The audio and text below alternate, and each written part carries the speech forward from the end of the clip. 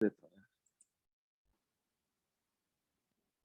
ठीक है, तो आज हम लोग स्पेशली केमिकल रिएक्शन पे बेस्ड कितने तरह के क्वेश्चंस बनते हैं उन पे बात करेंगे। वो पिछली क्लास की भी सर रिकॉर्डिंग भेज दीजिएगा सर।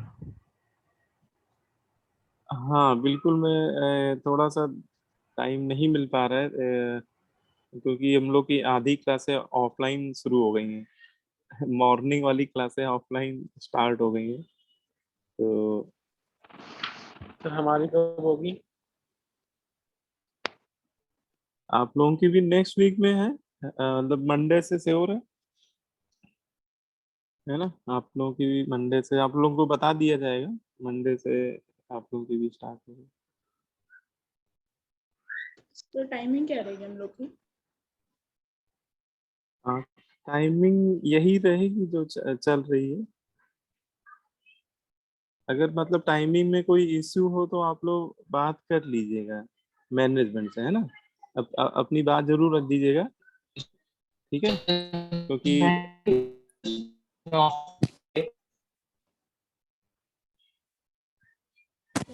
हाँ क्या कह रहे हो। हाँ, आप लोगों को इन्फॉर्म तो करा ही जाएगा, ये हमें लग रहा है आज या कल में इन्फॉर्म कर दिया जाएगा आप लोग, है ना। अभी कोई मैसेज वगैरह नहीं आया, कुछ इन्फॉर्मेशन मिली नहीं।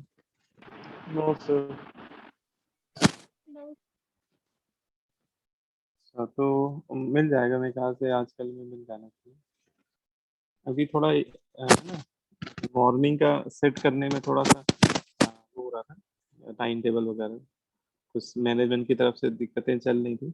अब खैर वो सॉर्ट आउट हो गई। देखिए, जो स्टाइक्योमेट्री पे बेस्ड केमिकल रिएक्शंस है ना, उन पे हम लोग बात करने जा रहे हैं, ठीक है। तो इसमें कैसे किस तरह के क्वेश्चंस हमसे पूछे जाएंगे। तो ऐसे इसमें देखिए, आपको सबसे पहले कोई केमिकल रिएक्शन प्रोवाइडेड होगी, मतलब क्वेश्चन में कोई रिएक्शन आपको दे दी जाएगी, ठीक है, और वो रिएक्शन बैलेंस होगी।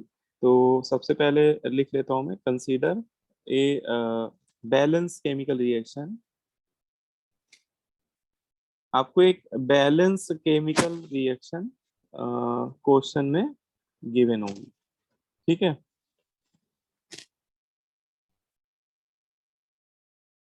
बैलेंस केमिकल रिएक्शन क्वेश्चन में दे दी जाएगी। अभी मैं एक जनरल रिएक्शन ले रहा हूँ। रिएक्शन है N1A plus N2B, this gives M1C plus M2D, ठीक है। ये आपकी एक जनरल केमिकल रिएक्शन है, ठीक है। तो इस तरह की कोई रिएक्शन आपको दे दी जाएगी। अच्छा, एक कुछ बेसिक बातें वो भी समझ लीजिए कि जैसे इस रिएक्शन में जो A है और B है, these are reactant molecule. A और B को हम लोग क्या कहते हैं, रिएक्टेंट, ठीक है। और C और D यहाँ पे जो है, दीज आर प्रोडक्ट्स। इनको हम लोग क्या बोलेंगे, प्रोडक्ट बोलेंगे, है ना। तो A है ना, capital A capital D reactant हो गए, है ना। एरो के लेफ्ट साइड रिएक्टेंट है और एरो के राइट साइड प्रोडक्ट बन गए। लेकिन ये जो N1 small n1 small n2 M1 M2 जो है, इन्हें हम लोग क्या बोलेंगे, इनको क्या कहते हैं, बोल सर स्टोशियोमेट्रिक कोफिशिएंट्स। हाँ, ये स्टाइक्योमेट्रिक कोफिशिएंट्स होते हैं ना। इनको मोल नहीं कहते, मोल तो गलत हो जाएगा कहना, ठीक है। तो दीज आर स्टाइक्योमेट्रिक कोफिशिएंट, ठीक है। तो लिख दीजिए, मैं लिख देता हूँ यहाँ पे N1 N2 M1 M2, है ना। ये जो रिएक्टेंट और प्रोडक्ट के सामने जो ये कोफिशिएंट्स लिखे हुए हैं, actually these are stoichiometric coefficient, है ना। इनको क्या बोलते हैं, स्टाइक्योमेट्रिक कोफिशिएंट, ठीक है। N1 रिएक्टेंट ए का स्टाइक्योमेट्रिक कोफिशिएंट है, N2 रिएक्टेंट बी का स्टाइक्योमेट्रिक कोफिशिएंट है। ऐसे ही M1 प्रोडक्ट सी का स्टाइक्योमेट्रिक कोफिशिएंट है, और M2 प्रोडक्ट डी का स्टाइक्योमेट्रिक कोफिशिएंट है। तो ये बेसिक बातें समझ में आनी चाहिए। बाकी ए और बी यहाँ पे रिएक्टेंट है, ए और बी क्या है, reactant, and C and D are product. तो बेटा कोई भी रिएक्शन होगी तो इसी फॉर्मेट में आपको दी जाएगी, उसमें कुछ रिएक्टेंट होंगे, कुछ प्रोडक्ट होंगे, उनके अपने अपने कुछ क्या होंगे, कोफिशिएंट होंगे। ठीक है, अब इसमें यहाँ पे ये आपकी आवाज नहीं आ रही। ये जो स्ट्राइक Yes, sir. आपकी वॉइस बहुत क्रैक कर रही है। चेक कर, सही करता हूँ।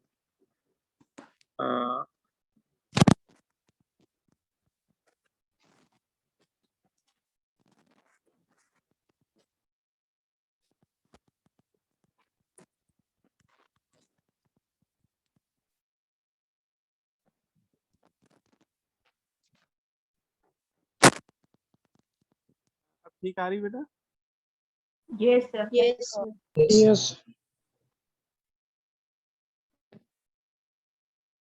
है ना? अब पहले से बेटर आ रही होगी। Yes, sir. Yes sir Yes, sir.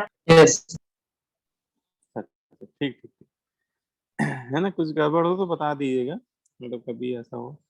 तो इसमें N1 N2 M1 M2 आपके क्या है, स्टाइकियोमेट्रिक कोफिशिएंट है। अब ये हम लोग को समझना चाहिए कि ये रिप्रेजेंट क्या करते हैं, ये जो स्टाइकियोमेट्रिक कोफिशिएंट हम लोग बोल रहे हैं इनको, ये क्या रिप्रेजेंट कर रहे हैं इस रिएक्शन में, इनसे हमें क्या पता चलेगा, ये कौन सी इंफॉर्मेशन हमें दे रहा है। तो कोई बता सकता है स्टाइकियोमेट्रिक कोफिशिएंट क्या रिप्रेजेंट करते हैं? So moles and the volume. Number The number of elements. number of so the ratio in which their molecules react. The number of molecules of elements. Your simple whole number ratio of all the things. So And volume सब for में gases only and so moles. हाँ, देखो इसमें सभी लोगों के अलग अलग मत है, तो इसको समझ लीजिए अच्छे से कि जो स्टाइकियोमेट्रिक क्वेश्चन वो रिप्रेजेंट क्या करते हैं। तो देखो अगर इसको मैं एक ऑब्जेक्टिव क्वेश्चन के फॉर्म में आपको पूछता हूँ कि एक ऑब्जेक्टिव क्वेश्चन के फॉर्मेट में पूछता हूँ, द स्टाइकियोमेट्रिक कोफिशिएंट, ये आजकल ऑब्जेक्टिव का जमाना है, the stoichiometric coefficient represent in a chemical reaction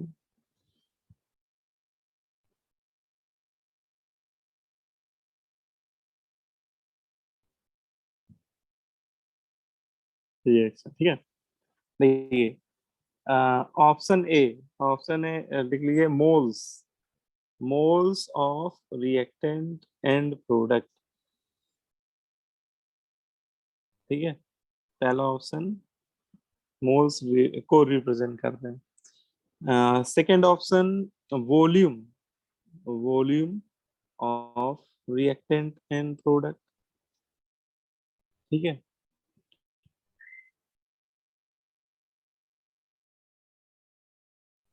हाँ, तो ऑप्शन हो गया। तीसरा option ratio of moles of reactant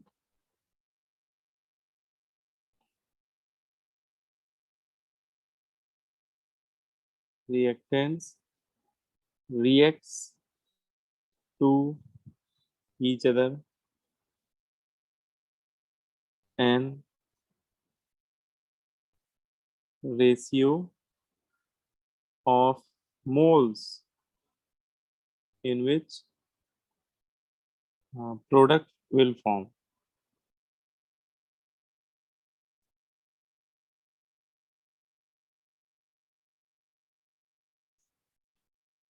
And option D, all are correct. ठीक है, जैसे इस तरह से मैंने आपको क्वेश्चन के फॉर्म में पूछा है, तो अब बताइए अब कौन सा आंसर होना चाहिए? Sir D. Sir A sir D Sir D. Sir D. Sir D. Sir C. आपको थोड़ा हिंट लगना चाहिए कि ये मैंने बहुत लंबा चौड़ा लिखा है। सी Yes, yes. है ना? एक्चुअली आंसर सी बनेगा इसका, है ना? आंसर इसका सी है। देखो समझो इस बात, आप इस बात को अच्छे से समझ लीजिए। जो ये स्टाइकियोमेट्रिक कोफिशिएंट होते हैं, ये बेटा पहली बात तो मोल नहीं होते हैं, है ना? जैसे पहले ऑप्शन में है कि ये मोल को रिप्रेजेंट कर रहे हैं, रिएक्टेंट या प्रोडक्ट के मोल। तो ये गलत हो जाएगा। रीजन क्या है? क्योंकि मोल तो ऑब्जर्वर के ऊपर होता है। जैसे आप कोई रिएक्शन कराने जा रहे हो, ठीक है, कोई भी रिएक्शन मान लो कि आप एथेन की रिएक्शन कराने जा रहे हो ऑक्सीजन के साथ, एथेन का कंबशन कराने जा रहे हो, ठीक है, और इससे क्या हो रहा है? कार्बन डाइऑक्साइड बन रहा है, वाटर बन रहा है, ठीक है। इस तरह की कोई केमिकल रिएक्शन हो रही है, ठीक है। तो यहाँ पे देखो, आप एथेन के कितने मोल लेते हैं, ये तो आपके ऊपर डिपेंड है। अगर आप लैब में ये रिएक्शन करा रहे हो तो एथेन के आप एथेन के 5 मोल ले सकते हो, ये आपके ऊपर है। आप एथेन के 10 मोल ले सकते हो, ये भी आपके ऊपर है। ये मतलब ये जो एक्सपेरिमेंट करा रहा होता है, या अगर कोई रिएक्शन इंडस्ट्रियल स्केल में हो रही है, तो रिएक्टेंट कितना कितना लेना है, ये तो हमारे ऊपर होता है ना? बोलो भाई। ऐसा थोड़ी ना है कि जैसे एथेन का स्टाइक्योमेट्रिक कोफिशिएंट 1 है, तो इसका मतलब ये थोड़ी ना कि हम लोग हमेशा इसके एक ही मोल लेंगे, है ना? ऐसा कोई जरूरी नहीं। हम लोग इसके कितने भी मोल लेके रिएक्शन को स्टार्ट करा सकते हैं, है ना?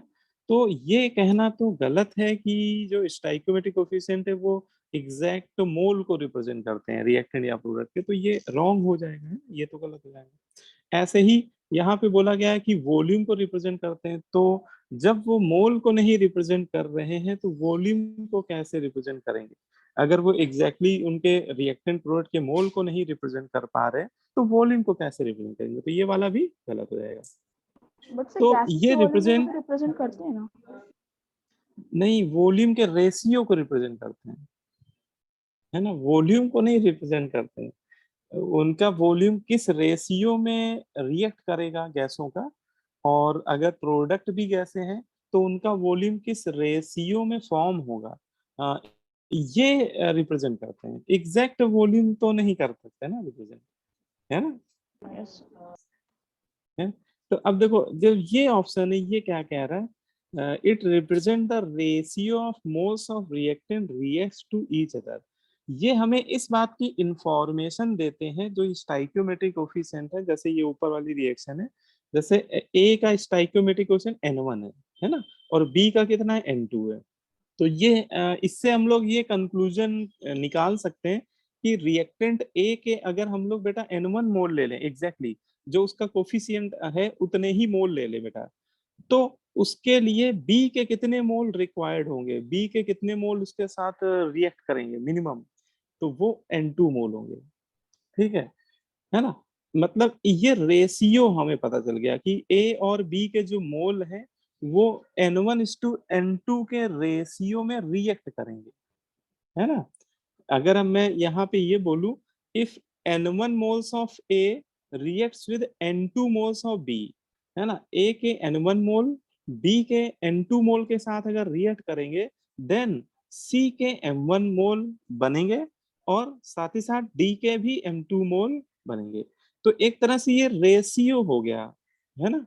क्योंकि अगर N1:N2 के रेशियो में हम लोग लेंगे ए और बी के मोल, तब जाके सी और डी के मोल भी M1 और M2 के रेशियो में फॉर्म होंगे, है ना?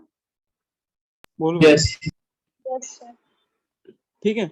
तो ये मतलब जो स्टाइक्योमेट्रिक कोएफिशिएंट होते हैं वो हमें इस बात की इंफॉर्मेशन दे देते हैं कि किसी रिएक्शन में रिएक्टेंट जिस रेशियो में रिएक्ट कर रहे होंगे वो उनके स्टाइक्योमेट्रिक कोएफिशिएंट के रेशियो में ही रिएक्ट कर रहे होंगे, और उसमें जो प्रोडक्ट बन रहे होंगे उनका मोल उनके मोल्स किस रेशियो में बन रहे होंगे, ये भी हम लोग बता सकते हैं। और एक बात यहाँ पे जैसे मैंने लिखा है ratio of moles of reactant product reactant, जहाँ पे मैंने मोल लिखा है, अब आप यहाँ पे वॉल्यूम अगर लिख दें तो वो स्टेटमेंट भी सही हो जाएगा, है ना?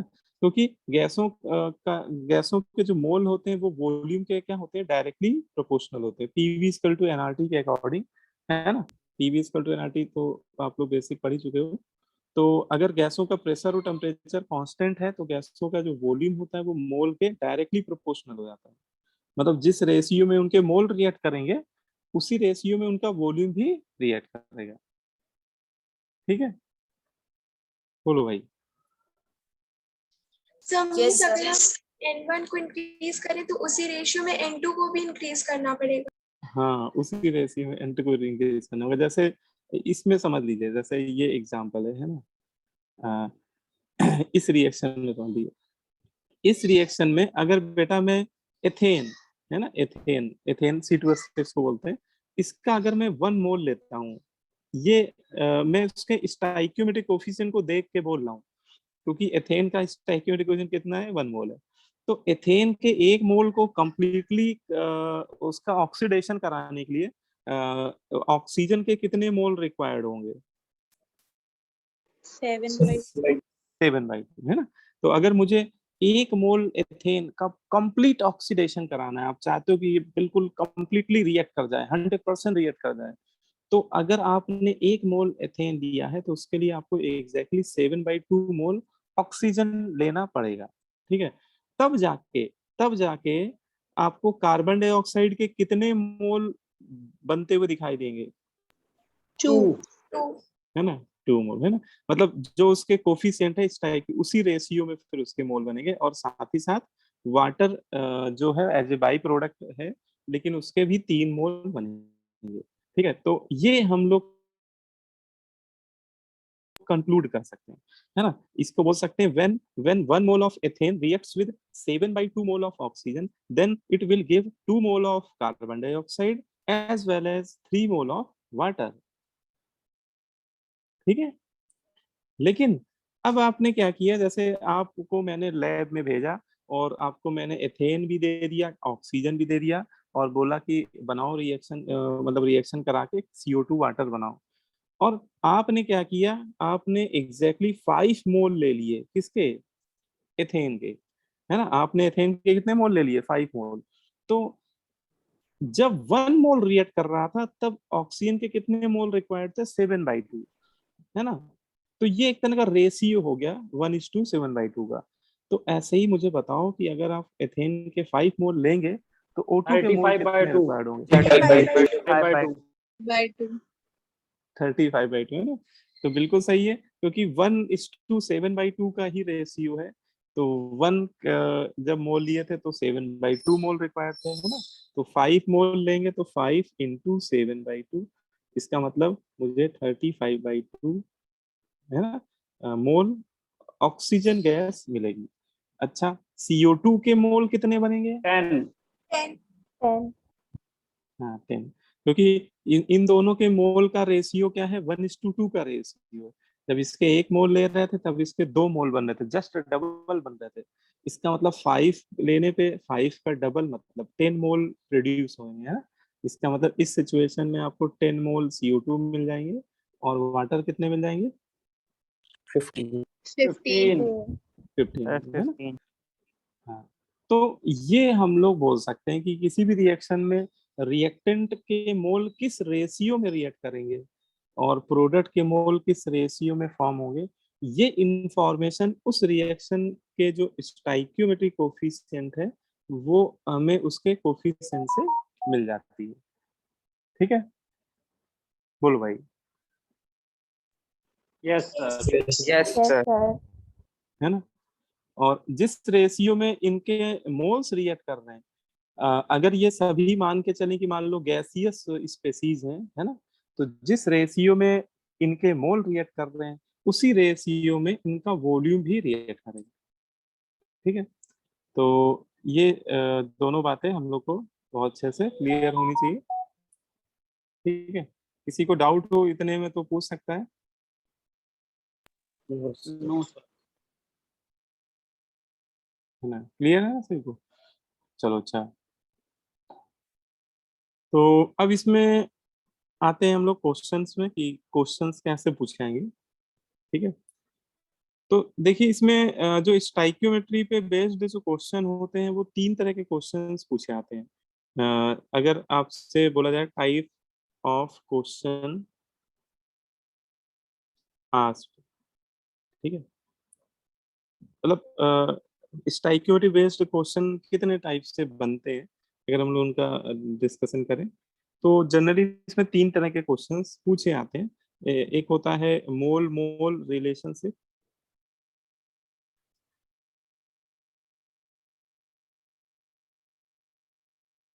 जो सबसे बेसिक क्वेश्चन होते हैं वो मोल मोल रिलेशनशिप को बिलोंग करते हैं। इसका मतलब क्या है मोल मोल रिलेशनशिप का? इसमें क्या होगा कि जब आपको किसी क्वेश्चन में जैसे मैंने ये रिएक्शन लिखी है, ऐसे ही आपको कोई ना कोई रिएक्शन लिख के दे दी जाएगी, ठीक है। और उसमें रिएक्टेंट के मोल आपको दे दिए जाएंगे और आपसे प्रोडक्ट के मोल पूछेगा कि बताइए कि प्रोडक्ट कितने कितने मोल बन रहे हैं, है ना। तो या प्रोडक्ट के मोल दे देगा, उल्टा रिएक्टेंट के भी पूछ सकता है, हाँ? तो इस तरह के जो क्वेश्चन होते हैं उनको हम लोग मोल मोल रिलेशनशिप टाइप के क्वेश्चन बोलते हैं कि आपको किसी एक कंपाउंड के मोल दे दिए जाएंगे और किसी दूसरे कंपाउंड के मोल आपसे पूछे जाएंगे, ठीक है। सेकेंड टाइप उसमें बनता है मास मास रिलेशनशिप पे बेस्ड क्वेश्चन।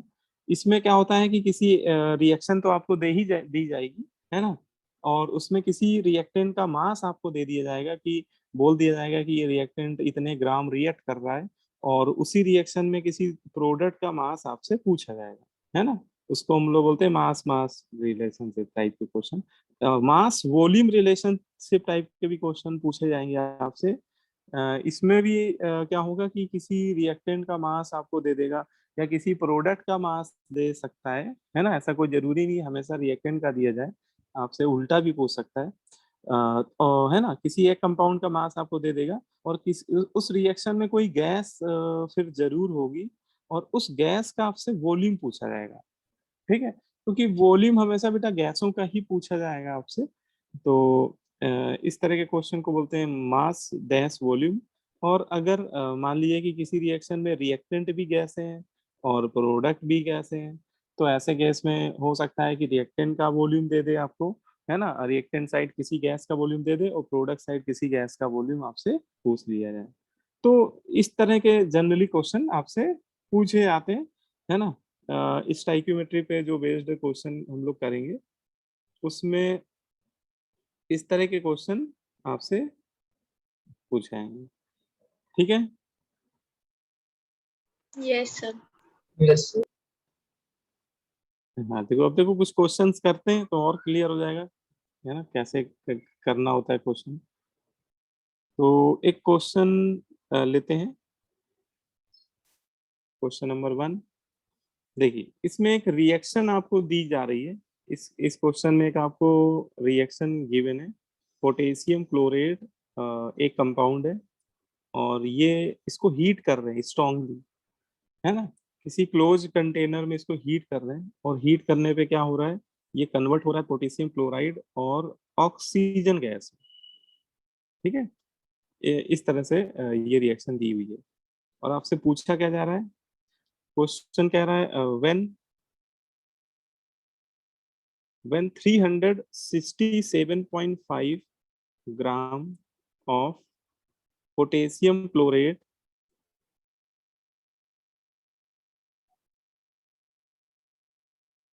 will react नहीं react नहीं heated strongly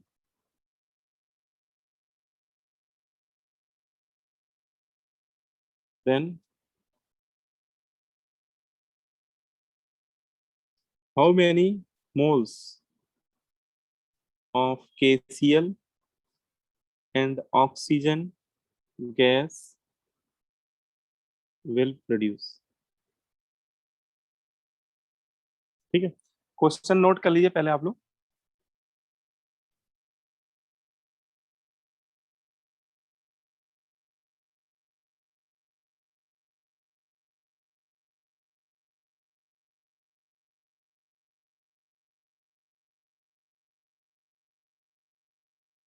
सर कर लिया। Question Yes. नोट हो गया? Yes. अच्छा, हाँ तो देखो एक क्वेश्चन मैं इसको करता हूँ डिस्कस, आप लोग इसको समझिए कैसे करना है। देखिए जो इसका कन्वेंशनल पहले मैं इसका क्या करूंगा, जो कन्वेंशनल मेथड है जिसको हम लोग बोलते हैं सब्जेक्टिव मेथड, पहले वो मैं बताऊंगा आपको, ठीक है। फिर मैं इसका एक ऑब्जेक्टिव मेथड बताऊंगा। दोनों मेथड आपको पता होने चाहिए इस तरह के क्वेश्चन करने के लिए, ठीक है। तो देखो, जो आपको पहले देखो रिएक्शन दी हुई है, पहले आप इसको देख लीजिए कि बैलेंस है कि नहीं, है ना, क्योंकि कई बार ऐसा भी होगा कि रिएक्शन बैलेंस नहीं होगी, तो सबसे पहले उसको बैलेंस कर लीजिएगा, है ना। खैर यहाँ पे ऐसा नहीं है, ये रिएक्शन बैलेंस है ना। सारे एटम देखो, पोटेशियम 2 है, यहाँ पे सर थ्री बैलेंस थे, नहीं है। थ्री होना तो चाहिए। बैलेंस सर नहीं है। बैलेंस नहीं है। यहाँ पे 2 होना चाहिए, है ना। अब बैलेंस होगा। हाँ, वही मैं देख रहा हूँ कि बैलेंस नहीं था, अब बैलेंस है, देखो। ऑक्सीजन भी बैलेंस नहीं है। यस सर बैलेंस है। सर नहीं, वो अब तो बैलेंस है है। सर। सर बैलेंस है। अब हो गया ना। बैलेंस है सर। हाँ, यहाँ पे 2 होना चाहिए, ठीक है ना। तो ये चेक कर लीजिएगा कि कई बार हो सकता है कि बैलेंस ना हो, है ना। ये तो खैर बाई मिस्टेक मैंने लिखने में ही गड़बड़ कर दी थी। अदरवाइज क्योंकि बैलेंस नहीं होगा तो फिर कोफिशिएंट आपको कहीं पे लिख के दिए ही नहीं जाएंगे, है ना। कोफिशिएंट लिख ही के नहीं दिए जाएंगे। अब देखो, इसमें आपको जो रिएक्टेंट है, इस रिएक्शन में जो रिएक्टेंट है वो केवल एक ही कंपाउंड है, पोटेशियम क्लोरेट है, ठीक है।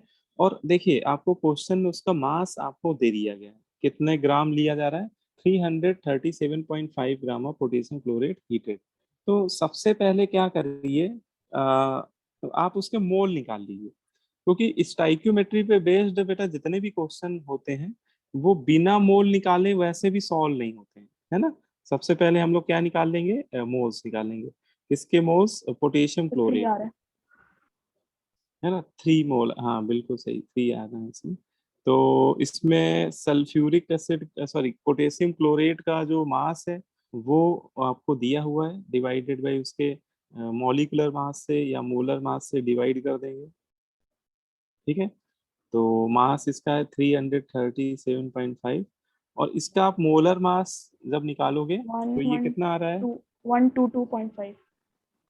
बहुत बढ़िया, बहुत बढ़िया, 122.5 होता है, सही बताया आपने। पोटेशियम क्लोरेट का मोलर मास इतना ही आएगा, और इसको सॉल्व करेंगे तो एग्जैक्टली 3 आ रहा है यहाँ पे, ठीक है।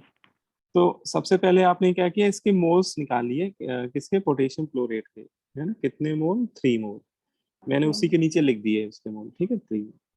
अब देखिए, अगर आप पोटेशियम क्लोरेट एग्जैक्टली 3 मोल लेके चल रहे हैं, है ना, तो देखिए इस रिएक्शन की स्टाइक्योमेट्री क्या बोल रही है, स्टाइक्योमेट्री बोल रहे हैं कि जब पोटेशियम क्लोरेट 2 मोल रिएक्ट करेगा, देन पोटेशियम क्लोराइड के भी 2 ही मोल बनेंगे, है ना।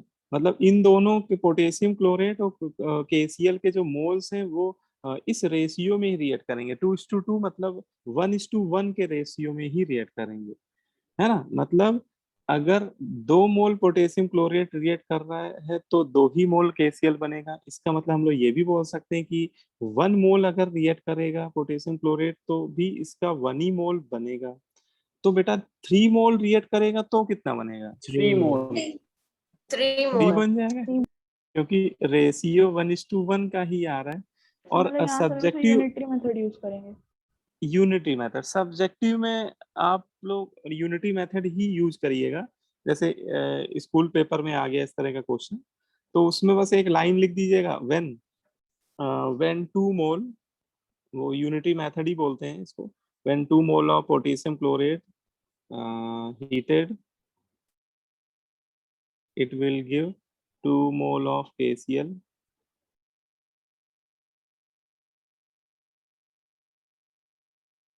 ठीक है।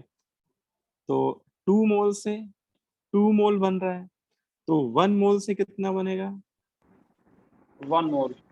1 मोल, है ना। बिल्कुल सिंपल। अच्छा, हम लोग कितने लेके चल रहे हैं इस क्वेश्चन में, तो हम लोग 3 मोल लेके चल रहे हैं, तो 3 मोल से एग्जैक्टली 3 मोल KCl प्रोड्यूस होगा, ठीक है। तो KCl के मोल कितने हो गए, 3 मोल, है ना। तो ये तो आपने KCl के निकाल लिए। ऐसे ही हम लोग देखो, और उसने ऑक्सीजन के भी पूछे हैं ना, हाँ देखो, 4.5। ऑक्सीजन के भी पूछे हैं। हाँ, तो ऑक्सीजन के भी इसी तरीके से निकालेंगे। कि 2 मोल से ऑक्सीजन के कितने बन रहे हैं, 3 मोल, तो 3 से कितने बनेंगे, तो वो बन जाएंगे 3 डिवाइड बाई 2 इंटू 3, 9/2, 4.5। ठीक है, Yes. तो सिंपल यूनिटरी मेथड है, मतलब इसको हम लोग सिंपल क्या बोलते हैं, यूनिटरी मेथड बोलते हैं। हाँ, लेकिन सब्जेक्टिव पेपर में ऐसे लिख लिख के बताना पड़ता है, बस ये थोड़ा सा कर दीजिएगा आप लोग। व्हेन इसमें लिख दिएगा when 2 mole of potassium chlorate heated, it will give 3 mole of oxygen. ठीक है, 2 मोल से 3 मोल, तो 1 मोल से कितना बनेगा, 1 3/2. मोल पोटेशियम क्लोराइड, है ना, 3/2 मोल, बिल्कुल सही। और हम लोग कितने लेके चल रहे हैं एग्जैक्टली, 3 मोल, तो 3 मोल के रिस्पेक्ट में ये बन जाएगा आपका 9/2, है ना, 9/2 मतलब हो जाएगा 4.5। 4.5. तो इस तरह से हम लोग क्वेश्चन इजीली सॉल्व कर लेंगे। अच्छा, अगर आपसे मास पूछे तो जैसे मोल निकाला है, फिर उसके मोल में Mole into उसी GM. कंपाउंड के मोलर मास से मल्टीप्लाई कर देंगे तो मास आ जाएगा। ठीक है, तो अल्टीमेटली देखो, मोल एक बार आप मोल निकाल लोगे तो मोल से तो सारी चीजें हम लोग निकालना सीख ही चुके हैं। मोल से मास कैसे निकालते हैं, वॉल्यूम कैसे निकालते हैं, वो सब चीजें, और वो तो हम लोग को ऑलरेडी पता है। लेकिन ये वाला चीज थोड़ा सा, ये मतलब ये जो मेथड है ये बस थोड़ा पता होना चाहिए। लेकिन अब इसमें एक बात ये आती है कि सर ऑब्जेक्टिव में, सब्जेक्टिव में तो ठीक है भाई, ऐसे कर देंगे, क्योंकि ऑब्जेक्टिव में खूब सारा टाइम होता है ना, 3 घंटे का पेपर आप 2 घंटे में भी करके बैठ जाओगे, सफिशियंट टाइम होता है। लेकिन ऑब्जेक्टिव में टाइम की कमी होती है, इतना टाइम हम लोग पास कहाँ होता है कि हम लोग ऐसे लिख लिख के करें। ऐसे लिख लिख के करने तो आंसर ही आता रह जाएगा, है ना, एक क्वेश्चन 5-10 मिनट में हो पाएगा। तो उसके लिए हमें शॉर्ट ट्रिक अप्लाई करनी होगी। ठीक है, तो वो जरूरी है समझना, क्योंकि हम लोग स्पेशली जो प्रिपरेशन कर रहे हैं वो ऑब्जेक्टिव पेपर की कर रहे हैं ना। वो तो मैं सब्जेक्टिव इसलिए आपको बता रहा हूँ कि अभी आप लोगों को स्कूल पेपर भी देना है, तो स्कूल पेपर में सब्जेक्टिव मेथड ही लगाइएगा। ठीक है, नहीं तो नंबर नंबर कट जाते हैं। तो ऑब्जेक्टिव मेथड क्या कहता है ना, इसी क्वेश्चन को अगर हमें ऑब्जेक्टिव टेक्निक से करना हो या ऑब्जेक्टिव मेथड लगाना हो, तो उसके लिए आपको मैं बहुत एक सिंपल सा फंडा बताने जा रहा हूँ। ठीक है ना, शॉर्ट मेथड लिख लीजिए इसको, शॉर्ट मेथड, ऑब्जेक्टिव मेथड बोल सकते हो, ऑब्जेक्टिव अप्रोच।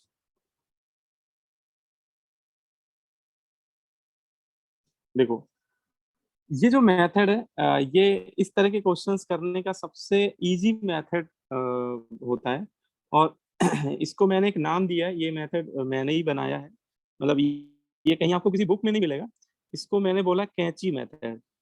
इसका नाम क्या मैंने बोला है, कैंची मेथड, है ना, सीजर, है ना, सीजर मेथड। ठीक है, देखो कैंची मेथड का मतलब भी समझिए कि कैंची का क्या मतलब है।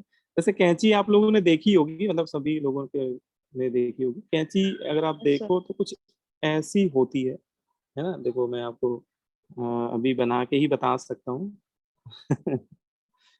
क्लासरूम में तो मैं कैंची दिखा भी सकता था आपको, लेकिन चलो बेटा, ये बन गई कैंची। कैसा कैंची हो सकता है, ये कुछ और ही लग रहा हो, लेकिन मान लो कि कैंची है। ठीक है, है ना। तो ये कैंची मेथड का मतलब क्या है, इसको मतलब समझिए। देखिए, कैंची मेथड का मतलब क्या है, जैसे एक नंबर ए है जो आपको नोन, ठीक है, और एक नंबर बी है वो भी नोन है, ठीक है, और ए से बी बन रहा है। मान लो कि जैसे अभी हम लोग जो ऊपर देख रहे थे स्टाइक्योमेट्रिक कोफिशिएंट, एक्चुअली ये जो ए और बी जो हुआ करेंगे, ये कैंची मेथड में स्टाइक्योमेट्रिक कोफिशिएंट हुआ करेंगे। ए और बी मैंने यहाँ पे लिख दिया है, ए और बी, लेकिन ये एक्चुअली क्या होंगे, ये स्टाइक्योमेट्रिक कोफिशिएंट होंगे। ठीक है, अच्छा, ये ए मान लो कि रिएक्टेंट का स्टाइक्योमेट्रिक कोफिशिएंट है, और बी प्रोडक्ट का स्टाइक्योमेट्रिक कोफिशिएंट, है ना। या फिर उल्टा भी हो सकता है कि ए प्रोडक्ट का ले लो, बी रिएक्टेंट का ले लो, मतलब कि ऐसा कोई फिक्स नहीं कि ए हमेशा रिएक्टेंट का ही होगा, है ना। वो जैसा डेटा दिया जाएगा उस हिसाब से हम लोग लिख देंगे।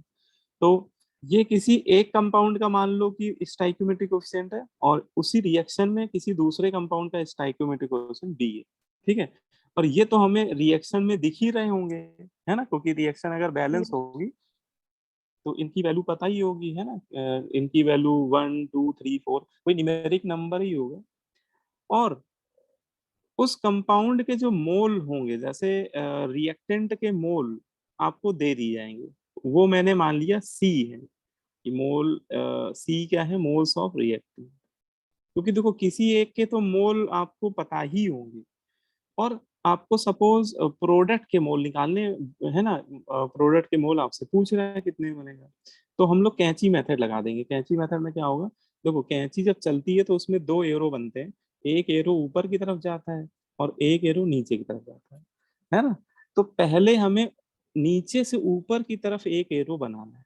एक एरो हमें नीचे से चलेगा, मतलब जिसके मोल आपको दिए जाएंगे, जिस भी रिएक्टेंट के मोल पता होंगे, वहां से कैंची चलाइएगा और उसके मोल को मल्टीप्लाई कर दीजिएगा जिसके मोल आपको निकालने हैं, उसके कोफिशिएंट से, उसके स्टाइक्योमेट्रिक कोफिशिएंट से मल्टीप्लाई करिएगा। ये मल्टीप्लाई होगा, यहाँ पे देखो मैं साइन लगा दे रहा हूँ, मल्टीप्लाई, ठीक है। तो अच्छा बताओ, सी और बी मल्टीप्लाई होगा तो कितना आ जाएगा, सर सी है ना, सी बी बी सी कुछ भी लिख दो, ठीक है। और रिएक्टेंट के कोफिशिएंट, क्योंकि जिसके मोल आपको दिए जाएंगे उसका कोफिशिएंट से आपको डिवाइड कर देना। एक दूसरी कैंची में जो दूसरा एरो चलेगा वो नीचे की तरफ आएगा, और ये इसके कोफिशिएंट से हम लोग मल्टीप्लाई नहीं करेंगे, इसके कोफिशिएंट से डिवाइड करेंगे। तो अगर बीसी में हम लोग डिवाइड कर दे ए से, है ना, तो ये क्या आ जाएगा, BC बाई ए, और ये एग्जैक्टली उस प्रोडक्ट के मोल मुझे मिल जाएंगे। ये एक्चुअली उस प्रोडक्ट के क्या हो जाएंगे, मोल, जिसके पूछे जा रहे होंगे।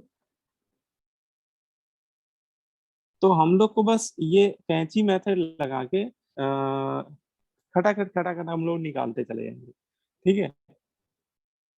बोलो भाई, ये समझ में आया है कि नहीं आया, Yes, Yes, sir. थोड़ा ठीक है। आवाज मेरी आ रही, सही आ रही? Yes, sir. अच्छा, तो जैसे इस क्वेश्चन में अगर हम लोग इसको अप्लाई करें, तो मुझे पोटेशियम क्लोरेट के मोल पता थे, हम लोगों ने पोटेशियम क्लोरेट के मोल निकाल लिए थे, है ना, 3 मोल। अब मुझे जैसे KCl और O2 के निकालने हैं, तो जैसे मुझे KCl के निकालने, तो एक बार मैं कैंची मेथड KCl के लिए लगा दूंगा कि KClO3 के जो मोल हैं उसको मैं मल्टीप्लाई कर दूंगा 2 के साथ, मतलब KClO3 के mole multiply by stoichiometric coefficient of KCl, और डिवाइड किससे कर दूंगा, KCl के स्टाइक्योमेट्रिक कोफिशिएंट, KClO3 के स्टाइक्योमेट्रिक कोफिशिएंट से। तो देखो 3 और 2 मल्टीप्लाई होंगे तो कितना आ जाएगा, 6, है ना।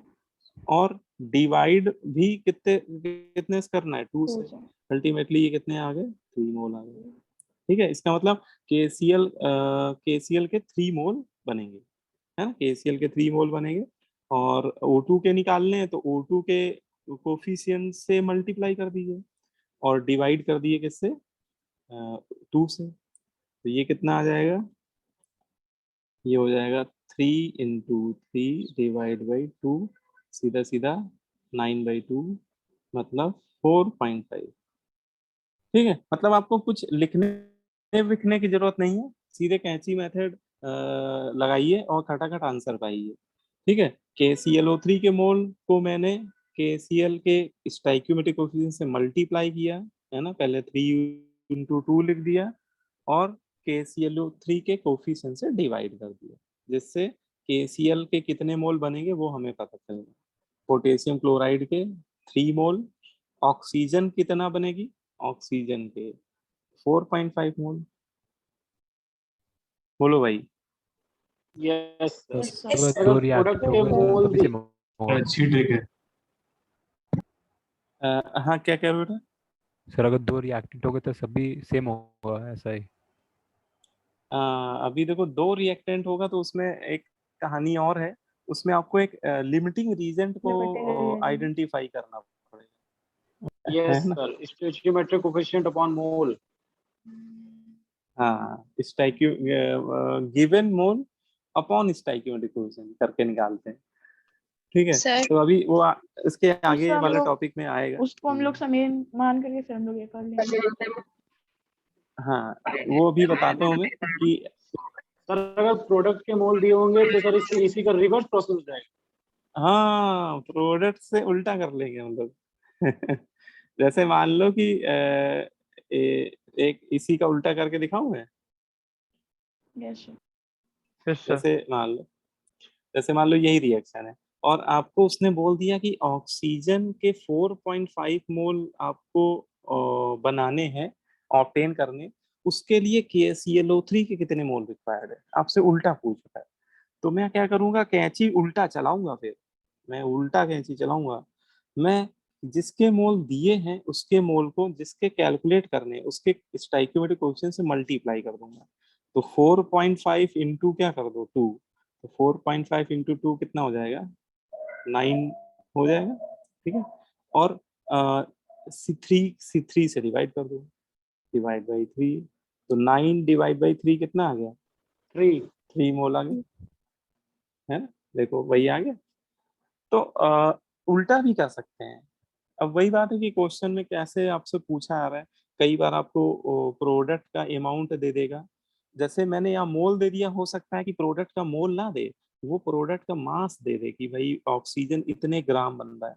तो पहले हम उसके मोल निकाल लेंगे और फिर कैंची मेथड लगाएंगे। हाँ, ये ध्यान रखना, ये चाहो तो नोट भी कर लेना, कैंची मेथड मोल के रिस्पेक्ट में लगाना, मास के रिस्पेक्ट में ना लगाना।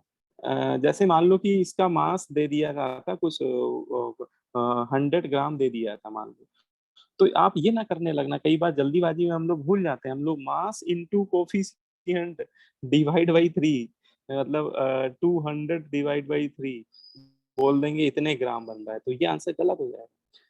ये जो कैंची मेथड, ये मोल से मोल निकालने के लिए हेल्पफुल है। हाँ, एक बार आप मोल निकाल लो, फिर उसको मास में कन्वर्ट कर लो, मोल मल्टीप्लाई बाई मोलर मास करके फिर मास निकाल लो, है ना।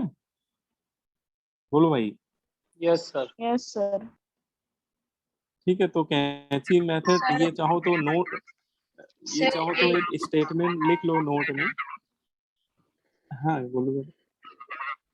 सर एक बार ये बता, सेकंड वाला सर फिर से बता दीजिए, समझ नहीं आया। हाँ देखो, सेकंड सेकंड वाले में मैंने जस्ट रिवर्स ऑर्डर में किया है। आपको KCl इस रिएक्शन में ऑक्सीजन के मोल आपको गिवन थे क्वेश्चन में, ये आपको क्वेश्चन में दे दिए गए थे और आपसे पूछ रहा था कि KClO3 के कितने मोल रिक्वायर्ड है, ये निकालने थे मुझे। तो मैंने क्या किया, देखो जिसके मोल दिए थे उसकी तरफ से कैंची चलाना शुरू करो, मतलब एरो का टेल यहाँ से स्टार्ट होगा जिसके मोल दिए हुए हैं। तो 4.5 मल्टीप्लाई, देखो जिसके निकालने हैं, एरो का हेड उधर ही जाएगा ऊपर की तरफ, ठीक है, जो अननोन हो क्वांटिटी होगी, है ना। तो 4.5 मल्टीप्लाई बाई 2 कर दो, क्योंकि मुझे KClO3 के मोल कैलकुलेट करने हैं ना, इसलिए मैंने एरो ऐसे उल्टा चलाया। और डिवाइड कर दो इसके O2 के स्टोइकियोमेट्रिक कोएफिशिएंट से, 3 से डिवाइड कर दो। तो पहले तो देखो मल्टीप्लाई कर दो, 4.5 इंटू 2, ये मैंने लिख दिया 4.5 इंटू 2, और डिवाइड किससे कर दिया, देखो मैंने 3 से कर दिया। Yes sir, yes understood. ठीक है, तो यस बिल्कुल सर। सिंपल है। और ये अभी थोड़ा बताने में मुझे भले ही टाइम लग रहा है, या आपको थोड़ा पहली बार समझने में टाइम लग रहा होगा, लेकिन जब आप लोग क्वेश्चन करोगे तो आप लोग ओरली भी आंसर देने लगोगे, क्योंकि आप अपनी नजरें घुमाओगे, this into this divide by this, आप खटाखट ऐसे ही बिना, हो सकता है आपको कलम भी ना चलानी पड़े, मतलब बात समझ में आ रही है कि आपको बिना लिखे भी आंसर दे दोगे, है ना। तो टाइम आपका बचेगा, इस मेथड से टाइम आपका सेव होगा। अब चलो क्वेश्चन करते हैं, वो क्वेश्चन से और कुछ चीजें निकल के आएंगी सामने। ठीक है, एक क्वेश्चन मैं आपको देता हूँ, देख लेता हूँ, या नहीं लिखने में टाइम लगेगा बहुत। हाँ, हाँ, हाँ, हाँ, हाँ, हाँ।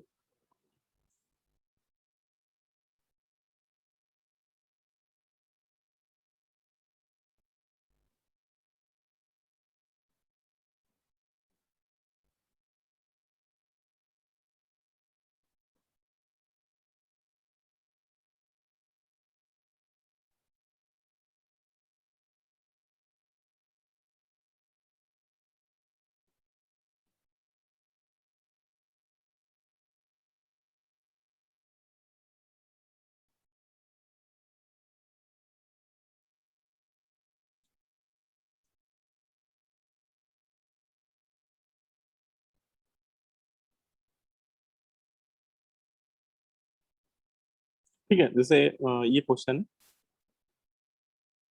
को पहले रीड कर लीजिए आप लोग अच्छे से।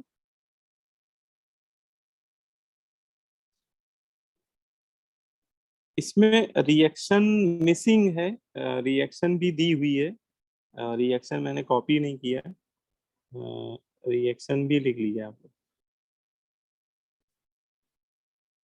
क्योंकि बिना अभी आपको शुरुआत में आपको रिएक्शन दी जाएगी।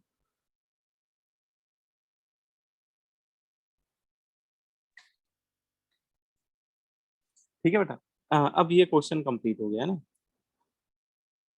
देखो क्वेश्चन क्या कह रहा है, मैं पढ़ देता हूँ। क्वेश्चन कह रहा है 8 moles of sodium nitrate are taken initially and strongly heated. ठीक है, आपको कह रहा है कि सोडियम नाइट्रेट के 8 मोल लेकर उसको हीट कर रहा है, स्ट्रांगली हीट कर रहा है इन ए क्लोज्ड वेसल, कोई क्लोज्ड वेसल है उसी के अंदर उसको हीट कर रहे हैं। ठीक है, तो पूछ कह रहा है how many total moles of gases produced. तो कह रहा है गैसों के टोटल मोल कितने प्रोड्यूस होंगे, गैसों के टोटल मोल कितने प्रोड्यूस होंगे, है ना। इसको आप लोग अटेम्प्ट करिए एक बार, फिर मैं डिस्कस करूँगा। Yes, sir. Yes, sir. So 4, 4, 5. 4, 4, 10, sir. Yes, sir. 4 more, 4 more. So 4, 4, 2.5. 14 moles. नहीं, आपसे टोटल मोल पूछ रहा है, टोटल 13 आ रहा है। गैसों के मोल। Yes, sir. 4, 4, 10. 18 14 18, sir. 18. 18, नहीं, sir. केवल गैस के मोल पूछ रहा है आपसे। 14, sir. 14. 10. 14 हो गए, हाँ। 14 इसका 14, sir. आंसर 14 आएगा, है ना। देखो क्वेश्चन में थोड़ा सा उसने रिस्ट्रिक्शन के साथ पूछा हुआ है। देखो कह रहा है कि सोडियम नाइट्रेट के 8 मोल लेके चल रहे हैं, तो देखो ये तो अच्छी बात है, उसने आपको मोल ही दे दिया सीधे। तो मैं क्या करता हूँ, उसके मोल उसी के नीचे लिख देता हूँ, है ना। कई बार आपको मोल ना देके मास देगा, इस क्वेश्चन में अच्छी बात है कि मोल ही दे दिया। ठीक है, मोल लिख दिया मैंने। अब आपसे कह रहा है बताओ इसको हीट करेंगे तो गैसों के कितने मोल होंगे। तो यहाँ पे थोड़ा सा वो जनरल नॉलेज आपकी चेक करने जा रहा है। आपको ये रिएक्शन देख के ये बताओ कि इसमें प्रोडक्ट में गैसें कौन कौन सी हैं। Nitrogen oxygen N2 and O2. तो Yes, sir. यहाँ पे नाइट्रोजन गैस दो ही गैस है, बिल्कुल सही, बिल्कुल सही। दो ही गैस हैं, एक तो नाइट्रोजन गैस है, नाइट्रोजन ऑक्सीजन, ये दोनों एयर में अवेलेबल होती हैं, दोनों गैस हैं। मेरे ख्याल से ये सभी को पता होगा, नाइट्रोजन और ऑक्सीजन ये दोनों परमानेंट गैस हैं। तो ये अच्छा किसी को लग रहा होगा सर मुझे कैसे पता चला कि ये गैस नहीं है सोडियम ऑक्साइड। तो ये कुछ बेसिक इंफॉर्मेशन हैं, जैसे से आप लोग आगे पढ़ते जाओगे मैं आपको एक स्टेटमेंट बताता हूँ। जितने भी बेटा एल्कली मेटल के सॉल्ट होते हैं, एल्कली मेटल और एल्कलाइन अर्थ मेटल के सॉल्ट, वो रूम टेम्परेचर पे सॉलिड होते हैं। ठीक है, जैसे सोडियम का कोई भी सॉल्ट हो, sodium oxide, sodium chloride, sodium nitrate, sodium sulphate, sodium carbonate, sodium bicarbonate, मतलब एल्कली मेटल और एल्कलाइन अर्थ मेटल का कोई भी सॉल्ट हो, रूम टेम्परेचर पे बात होनी चाहिए। वैसे भी इस तरह के जो क्वेश्चंस होते हैं ना, वो रूम टेम्परेचर पे ही पूछे जाते हैं। तो एल्कली मेटल के सॉल्ट का फिजिकल स्टेट सॉलिड होता है। ठीक है, तो सोडियम ऑक्साइड सॉलिड है, यहाँ तक कि सोडियम नाइट्रेट भी सॉलिड होगा, है ना। सोडियम नाइट्रेट भी सोडियम का ही सॉल्ट है, वो भी सॉलिड होगा। इसका मतलब इस रिएक्शन में गैसें केवल दो ही हैं, है ना, और इन्हीं के मोल पूछ रहा है। तो पहले हम लोग क्या करते हैं, अलग अलग निकाल देते हैं, पहले इंडिविजुअल निकाल लो। पहले नाइट्रोजन के निकाल लो कितने बन रहे हैं, तो नाइट्रोजन के लिए कैची मेथड लगा दो, तो 8 × 2 कर दो और डिवाइडेड बाई कितने से कर दें, 4. 4. 4। तो ये कितने हो गए, 4 मोल। इसका मतलब नाइट्रोजन गैस 4 मोल प्रोड्यूस होगा। और ऑक्सीजन भी निकाल लेते हैं, चलो, तो ये हो जाएगा 8 × 5 10 मोल 10 moles. हाँ, ये 10 आ जाएगा, ये 10 मोल आ गए। तो इसका मतलब नाइट्रोजन के मोल प्रोड्यूस होंगे 4 मोल, और ऑक्सीजन के मोल कितने प्रोड्यूस होंगे? 10 मोल। तो total moles of gases produce, अगर आपसे टोटल गैसों के मोल पूछे जा रहे हैं तो वो हो जाएगा moles of nitrogen plus moles of oxygen. Nitrogen के 4 मोल, ऑक्सीजन के 10, टोटल 40। बस यही आंसर है। ठीक है। Yes sir. सर जब हम किसी कंपाउंड का मॉलिक्यूलर मास निकाल लेंगे तो सर उसका एटॉमिक मास दिया ही होगा ना? हाँ, एटॉमिक मास दिया जाएगा। हाँ, उसकी चिंता नहीं करनी है आप लोगों को। एटॉमिक मास गिवन होगा क्वेश्चन में। ये 1 2 3 कौन है भाई, डिटेल से आ रहा है?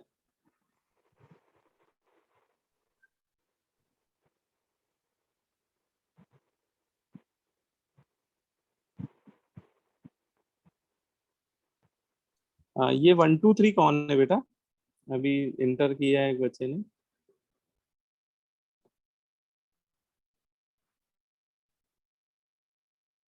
One two three.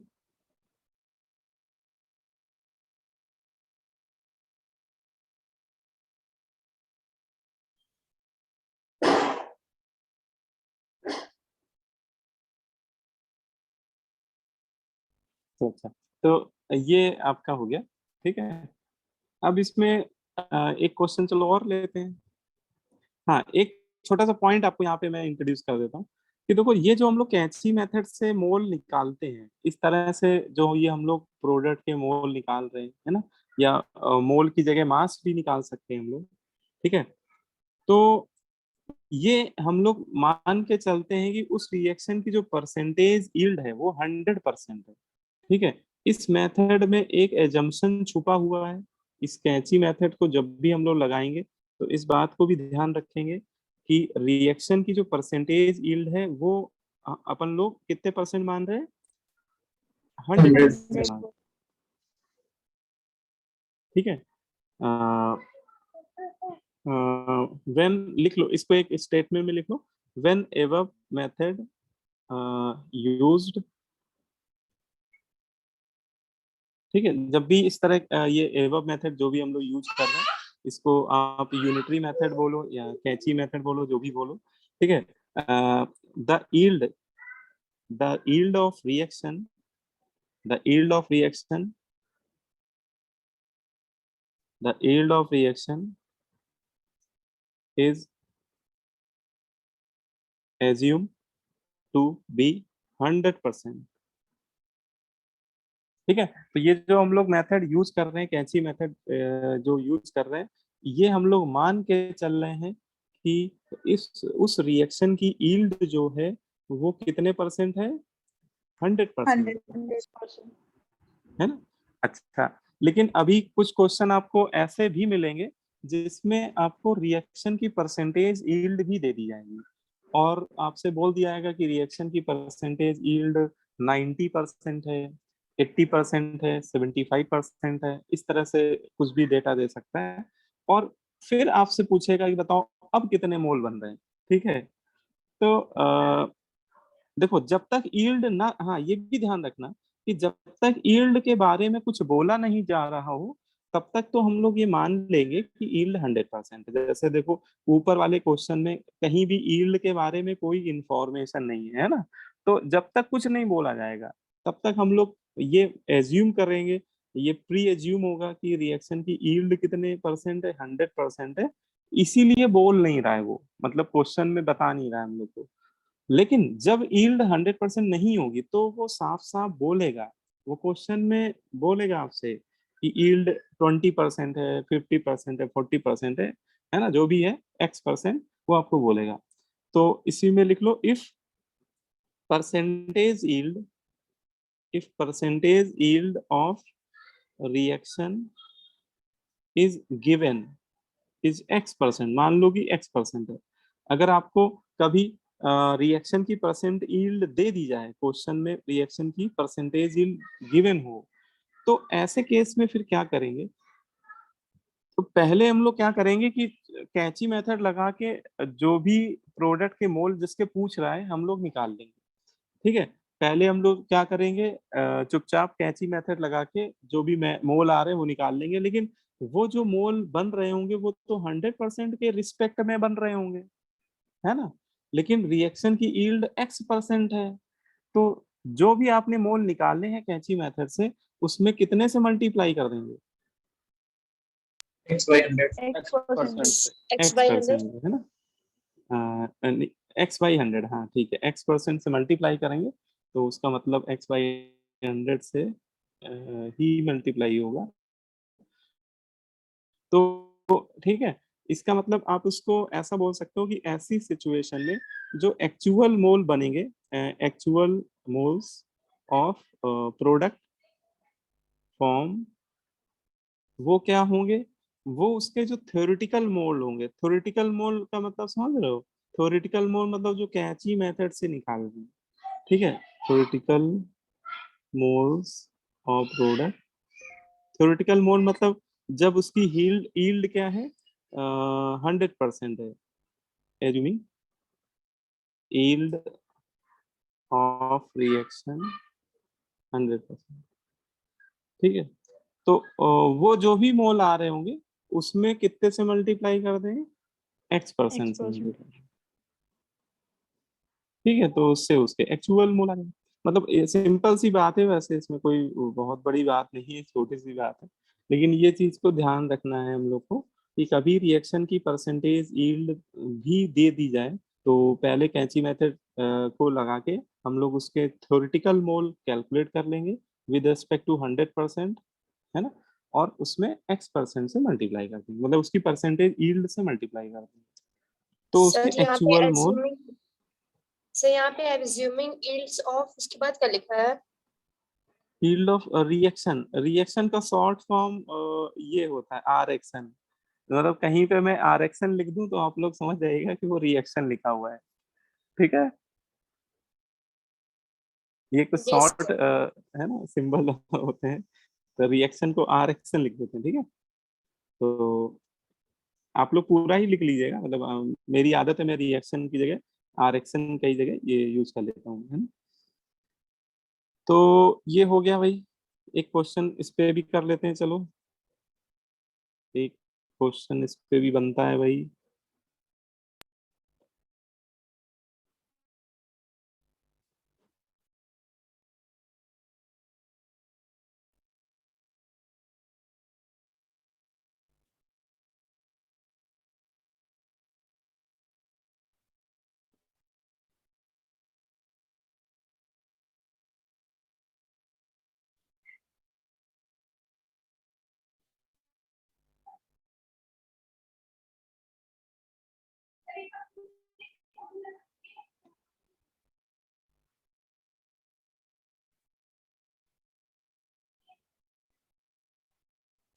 ठीक है, देखिए ये क्वेश्चन है, एक बार इसको सभी लोग पढ़ लीजिए और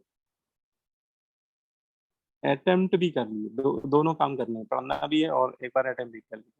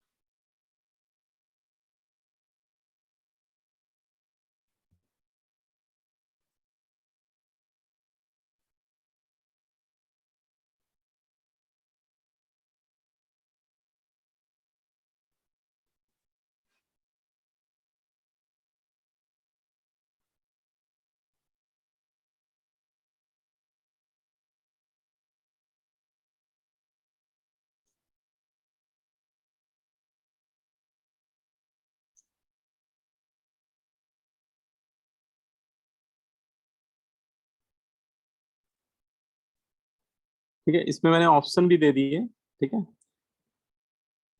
इन्हीं में कोई आंसर है। तो इसमें रिएक्शन नहीं है क्या? यस सर, इसमें रिएक्शन नहीं है।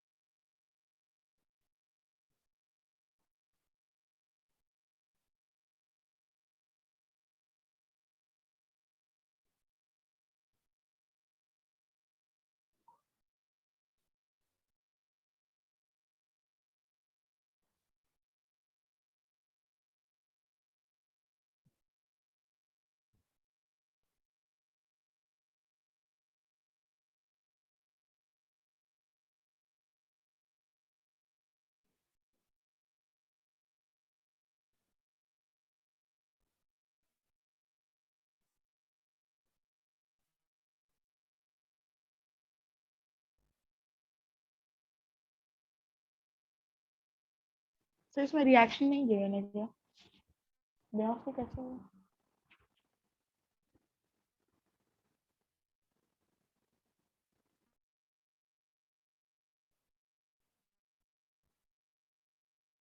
सर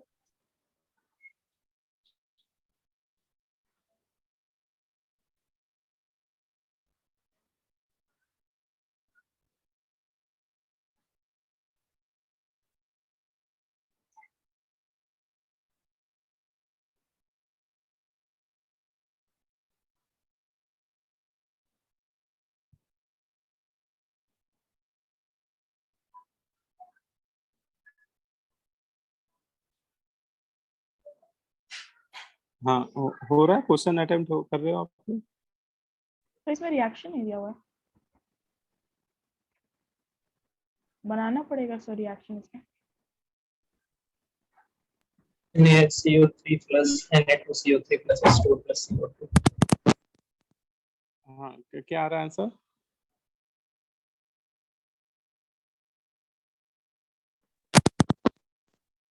सर रिएक्शन ही नहीं है। इसमें रिएक्शन लिख सकते हो, बहुत सिंपल सी रिएक्शन है ना। कई बार क्या होगा कि बहुत सिंपल रिएक्शन होगी तो हो सकता है ना भी दी जाए पोजीशन, है ना। अगर आप थोड़ा सा लॉजिक लगाएंगे तो आप लिख सकते हो इसमें। 8.46 ग्राम। किसी बच्चे ने लिखी रिएक्शन इसकी? Yes sir. Sir CO3 plus plus carbon dioxide plus water. हाँ गुड, बहुत नहीं। तो सर इसमें B ऑप्शन आ रहा है क्या? हाँ हाँ बिल्कुल सही आंसर डी है इसका, है ना, आंसर डी। देखो समझ लीजिए इसमें कुछ क्वेश्चन सिंपल है, बस हो सकता है कि आपको छोटी मोटी चीजों में दिक्कत आ रही हो। जैसे सबसे पहले तो रिएक्शन हम लोग को लिख लेनी होगी। इसमें आपको एक मैं रूल बता देता हूँ, ठीक है। कुछ इनऑर्गेनिक रिएक्शन के रूल होते हैं, और अगर हम लोग को रूल पता है तो कई बार रिएक्शन लिखना थोड़ा हमारे लिए आसान हो जाता है। जैसे कभी आपको मेटल किसी मेटल का बाई कार्बोनेट दे दिया जाए, है ना, metal by carbonate. Metal S block भी हो सकता है और डी ब्लॉक भी हो सकता है, और उसको स्ट्रांगली हीट किया जा रहा हो। तो मेटल बाई कार्बोनेट को बेटा जब भी हीट करते हैं तो वो अपने कार्बोनेट में कन्वर्ट हो जाता है। सबसे पहले वो क्या बना देता है, कार्बोनेट है, metal carbonate plus gas release होती है कार्बन डाइऑक्साइड प्लस वाटर। तो ये एक रूल है, इस रूल के अकॉर्डिंग हम लोग लिख सकते हैं रिएक्शन।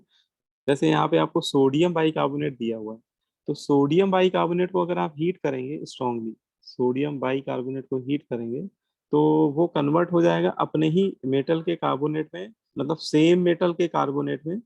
मतलब सबसे पहले वो सोडियम कार्बोनेट बना देगा और कार्बन डाइऑक्साइड गैस रिलीज हो जाएगी और प्लस वाटर, और इसके 2 मोल ले लीजिएगा, बैलेंस हो गया देखो, है ना। तो सिंपल रिएक्शन है, ठीक है। तो ये मेरे ख्याल से कई बच्चों ने लिख भी ली होगी। अब देखो इसका आपको उसने मास दे दिया, इसका सोडियम बाइकार्बोनेट का। तो बेटा मास से आप तुरंत मोल निकाल लीजिए, बिना देरी के आप मास, क्योंकि मास से कुछ आप नहीं कर पाएंगे, है ना, आपको मोल बनाने ही पड़ेंगे। तो इसका जो मास दिया हुआ है उससे आप इसके मोल बना लीजिए। देखिए मोल निकालने का फॉर्मूला पता ही है, So given 5 mole. Mass divide by molar mass, है ना।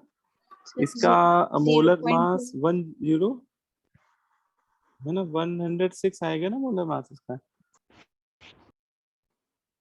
हाँ तो इसके मोल कितने आ रहे हैं?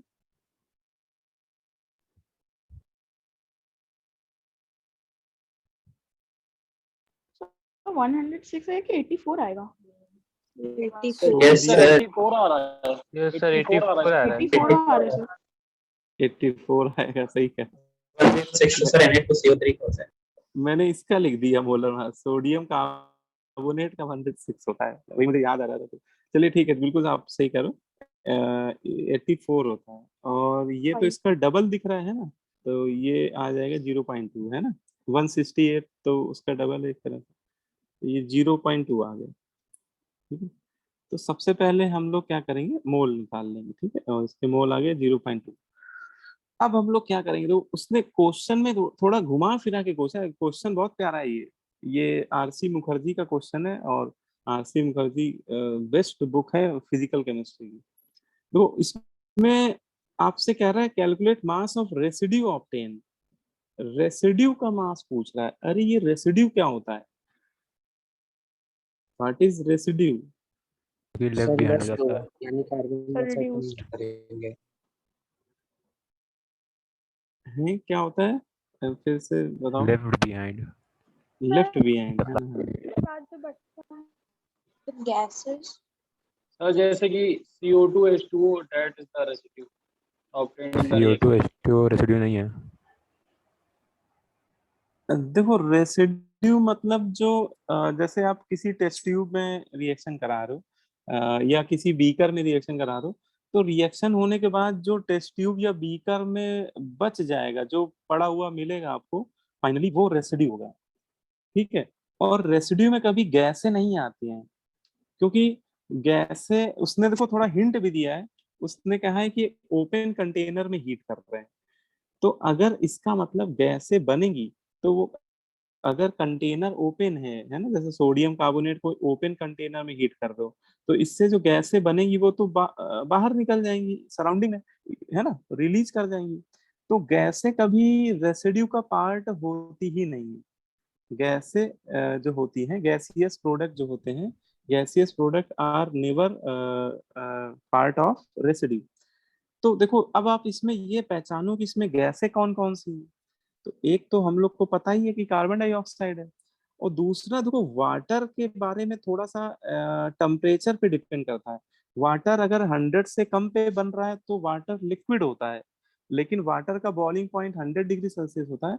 100 के ऊपर वाटर वेपर के फॉर्म में बनता है ना। और इस रिएक्शन में देखो, हाँ, इस रिएक्शन में टेम्परेचर 150 दिया हुआ है। देखो ये भी बड़े मजे की बात है। यहाँ पे टेम्परेचर 150 मतलब वाटर यहाँ वेपर के फॉर्म में प्रोड्यूस होगा, मतलब वाटर भी इवेपोरेट हो जाएगा। इसका मतलब CO2 बनी, निकल गई, उड़ गई कंटेनर से, ओपन कंटेनर है, वाटर वेपर उड़ गई, तो जो कंटेनर में फाइनली बचेगा वो सोडियम कार्बोनेट होगा। और ये भी हम लोगों ने डिस्कस भी किया था, सोडियम के सॉल्ट या एल्कली मेटल के सॉल्ट क्या होते हैं? सॉलिड होते हैं, है ना। तो यही है रेसिड्यू। वो आपसे इनडायरेक्टली सोडियम कार्बोनेट का मास पूछना चाह रहा है इस क्वेश्चन में। ठीक है। तो हम लोग क्या करेंगे, हम लोग कैंची मेथड लगा देंगे भाई, हम लोग को कैंची चलाना आता है, तो लगाओ कैंची। देखो खड़ा 0.2 into 1 करो और डिवाइडेड बाई कितना करो, 0.2 into 1 डिवाइडेड बाई 2, बस। तो इससे इसके मोल मिल जाएंगे। इसके मोल आ गए 0.1 मोल। मुझे ये पता चल गया कि सोडियम कार्बोनेट के मोल इतने बनेंगे। लेकिन देखो वो मोल नहीं पूछ रहा है, वो कह रहा है इसका मास बताओ। तो मोल से मास निकालने के लिए क्या करेंगे? मोलर मास से मल्टीप्लाई करेंगे।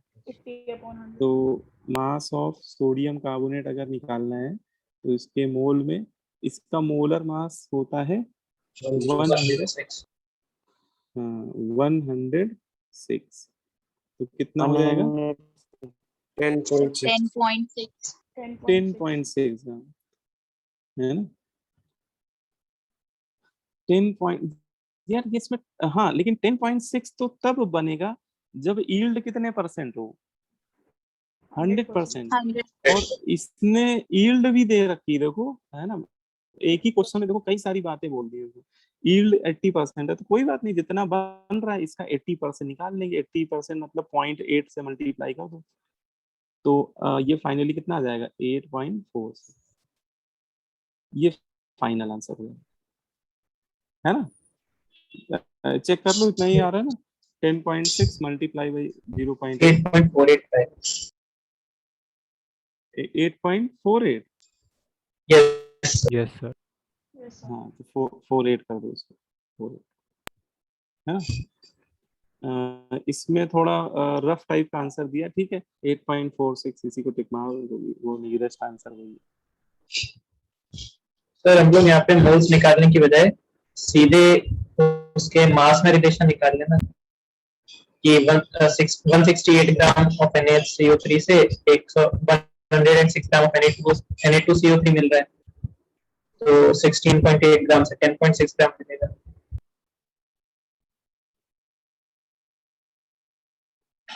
मोलर मास के रिस्पेक्ट में। सर जो ये सर मोलर मास के सर मोलर मास को उसके कोएफिशिएंट यूनिटरी मेथड में ये सारे मेथड जिंदाबाद है, मतलब कर सकते हो।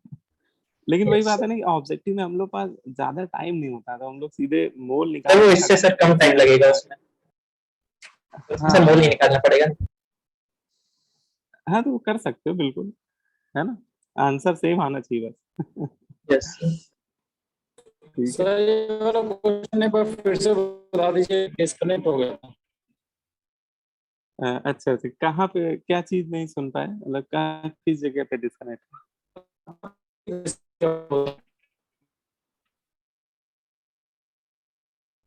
आवाज नहीं आ रही आपकी। आप बता रहे थे रेसिड्यू क्या होता है?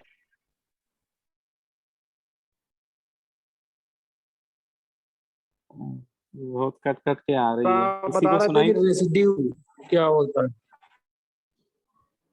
अच्छा रेसिड्यू, देखो रेसिड्यू क्या होता है, जैसे आपने सब मैं बिल्कुल सिंपल एग्जांपल देता हूँ। जैसे आपने चाय कभी ना कभी तो बनाई होगी, या बनाई नहीं होगी तो बनते हुए देखा होगा। तो जैसे हम लोग चाय बनाते हैं, ठीक है, तो चाय बनाने के बाद उसको हम लोग फिल्टर करते हैं, उसको छानते हैं ना छन्नी से, ठीक है। तो छन्नी के बाद, छानने के बाद चाय अलग हो जाती है, जिसको हम लोग बिल्कुल स्वाद लेके पीते हैं। और जो चाय की पत्ती वगैरह ये सब होती है वो अलग हो जाती है। तो इसमें रेसिड्यू किसको बोलेंगे हम लोग? चाय जो पीते हैं वो रेसिड्यू है, कि जो चाय की पत्ती आई है छन्नी में वो रेसिड्यू और जो बचा हुआ बची हुई सामान है वो चाय की पत्ती वगैरह। है? हाँ, तो चाय इस एग्जांपल में चाय की पत्ती रेसिड्यू है, और जो आपकी चाय है वो फिल्टरेट है, उसको फिल्टरेट बोलते हैं। तो रेसिड्यू का मतलब होता है जो बचा हुआ आइटम है ना, आपने बोला ना बचा हुआ सामान। तो वही बात, इसी चीज को आप रिएक्शन के लिए अप्लाई कर दो, कि आपने कोई जैसे आपने कंटेनर में लिया सोडियम बाइकार्बोनेट, इसको आपने स्ट्रांगली हीट किया, तो इससे बना सोडियम कार्बोनेट सॉलिड, और दो गैसें बनी। अच्छा, कंटेनर ओपन था बेटा, तो गैसें तो निकल गई, है ना, उनको कोई रोक नहीं सकता। गैसें कंटेनर से बाहर सराउंडिंग में चली गई, तो कंटेनर के अंदर केवल हमें फाइनली क्या मिलेगा? सोडियम कार्बोनेट ही बचेगा। तो जो बचा हुआ आइटम है वो ये सोडियम कार्बोनेट है।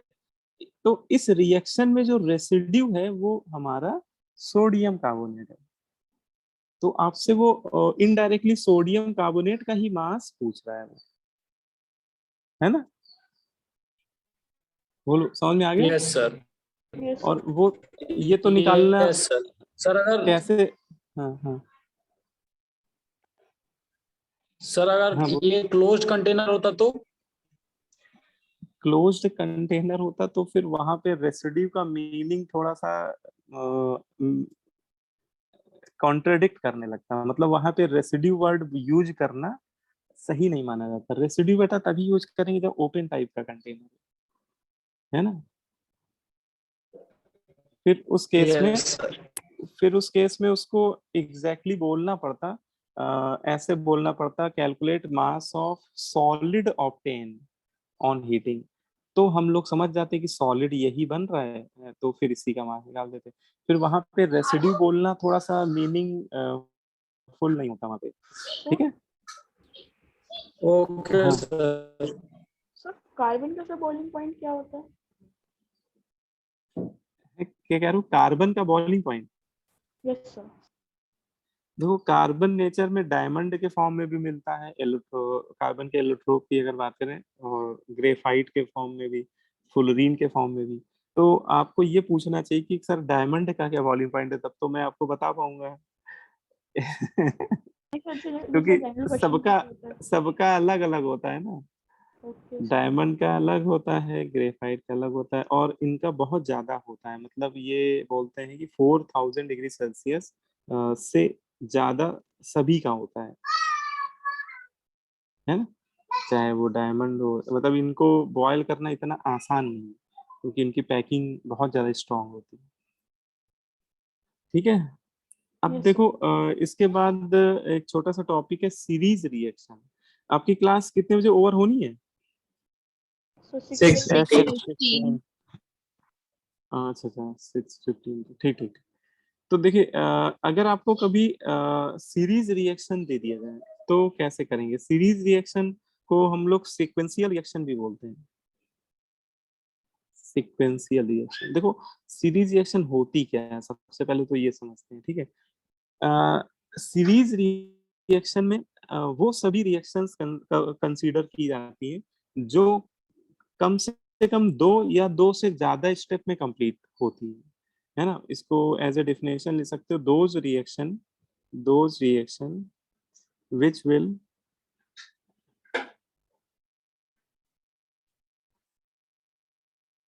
which will be completed in 2 or more than 2 steps, ठीक है। तो ऐसी सभी रिएक्शन जो कम से कम 2 स्टेप में तो हो ही रही हो, लेकिन 2 से ज्यादा स्टेप भी हो सकते हैं, मतलब 2 या 2 से ज्यादा स्टेप में कंप्लीट हो रही हो, और उनमें कोई एक रिएक्टेंट ऐसा भी होना चाहिए जो दोनों रिएक्शन में कॉमन हो, ठीक है ना। And at least one reactant should be common in both, and at least one product reactant नहीं, at least one product should be common in them, ठीक है। देखो इसका ये सीरीज रिएक्शंस को ऐसे डिफाइन किया जाता है थ्योरेटिकली। अब इसको मतलब एग्जांपल से समझ लीजिए। देखिए जैसे मैं एक रिएक्शन लिख रहा हूँ, जैसे एक रिएक्टेंट है A, है ना, और मैंने इसको स्ट्रांगली हीट किया बेटा, और ये कन्वर्ट हो गया B और C में, ठीक है। फिर है ना, उसी कंटेनर में, जिस कंटेनर में ये B और C बने थे, उसी कंटेनर में मैंने एक रिएक्टेंट ऐड कर दिया D, एक कोई तीसरा रिएक्टेंट ऐड कर दिया D, है ना। B और C बनने के बाद की बात बता रहा हूँ मैं, और D को ऐड करते वो B से रिएक्ट कर गया, वो इन दोनों में किसी एक से रिएक्ट करने लगा, सपोज B के साथ रिएक्ट कर गया, तो एक रिएक्शन और चलने लगेगी कि B के 5 मोल के साथ D का 1 मोल रिएक्ट कर गया, और इससे एक नया प्रोडक्ट बनने लगा, E और F बनने लगे, ठीक है। तो ये उसकी सेकंड रिएक्शन हो गई, है ना। बोलो भाई। और ये दोनों रिएक्शन सीरीज रिएक्शन की कैटेगरी में आ जाएगी। सीरीज रिएक्शन क्यों?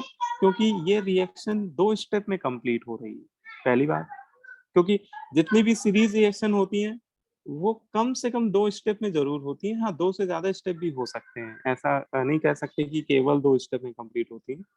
और दोनों में देखो एक प्रोडक्ट क्या है, कॉमन है। देखो पहली रिएक्शन का एक प्रोडक्ट दूसरी रिएक्शन के रिएक्टेंट के साथ कॉमन है ना।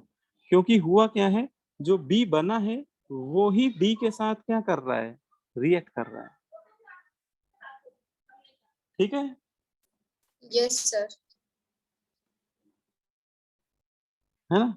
अच्छा, तो इस तरह की, अच्छा ये 2 से ज्यादा स्टेप में भी हो सकती है। जैसे मान लो कि ई और एफ बने, ई और एफ बने, और इसमें आपने कोई एक रिएक्टेंट ऐड कर दिया, कोई जी नाम का, और जी ई से रिएक्ट कर गया, तो अभी ये आगे भी प्रोसीड कर सकती है ना। मतलब ऐसा भी दिया आ सकता है कि ये एफ जो ई है वो जी के साथ रिएक्ट करके एच और कुछ जे बना रहे।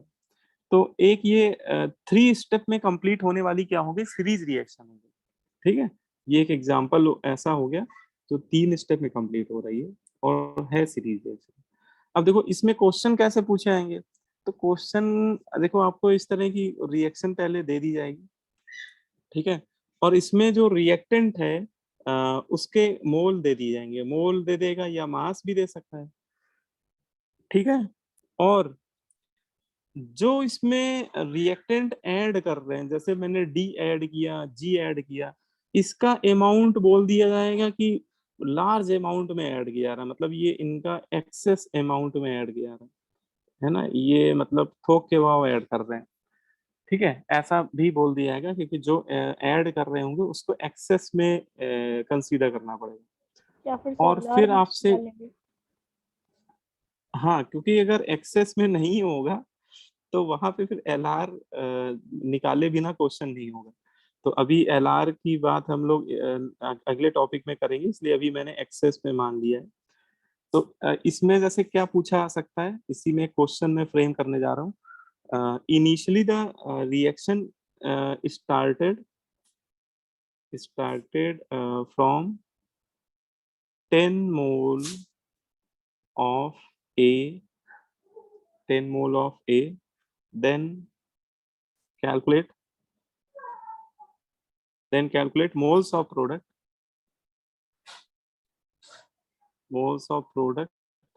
H and J form, ठीक है। इस तरह से आपसे क्वेश्चन पूछा जा सकता है कि आपसे रिएक्टेंट का तो उसने दे दिया मोल, है ना, जो पहली स्टेप में रिएक्टेंट है उसके मोल दे दिए, और जो तीसरे स्टेप में प्रोडक्ट बन रहे हैं एच और जे जिनको मैंने मान लिया है उनके मोल आपसे पूछ रहा है।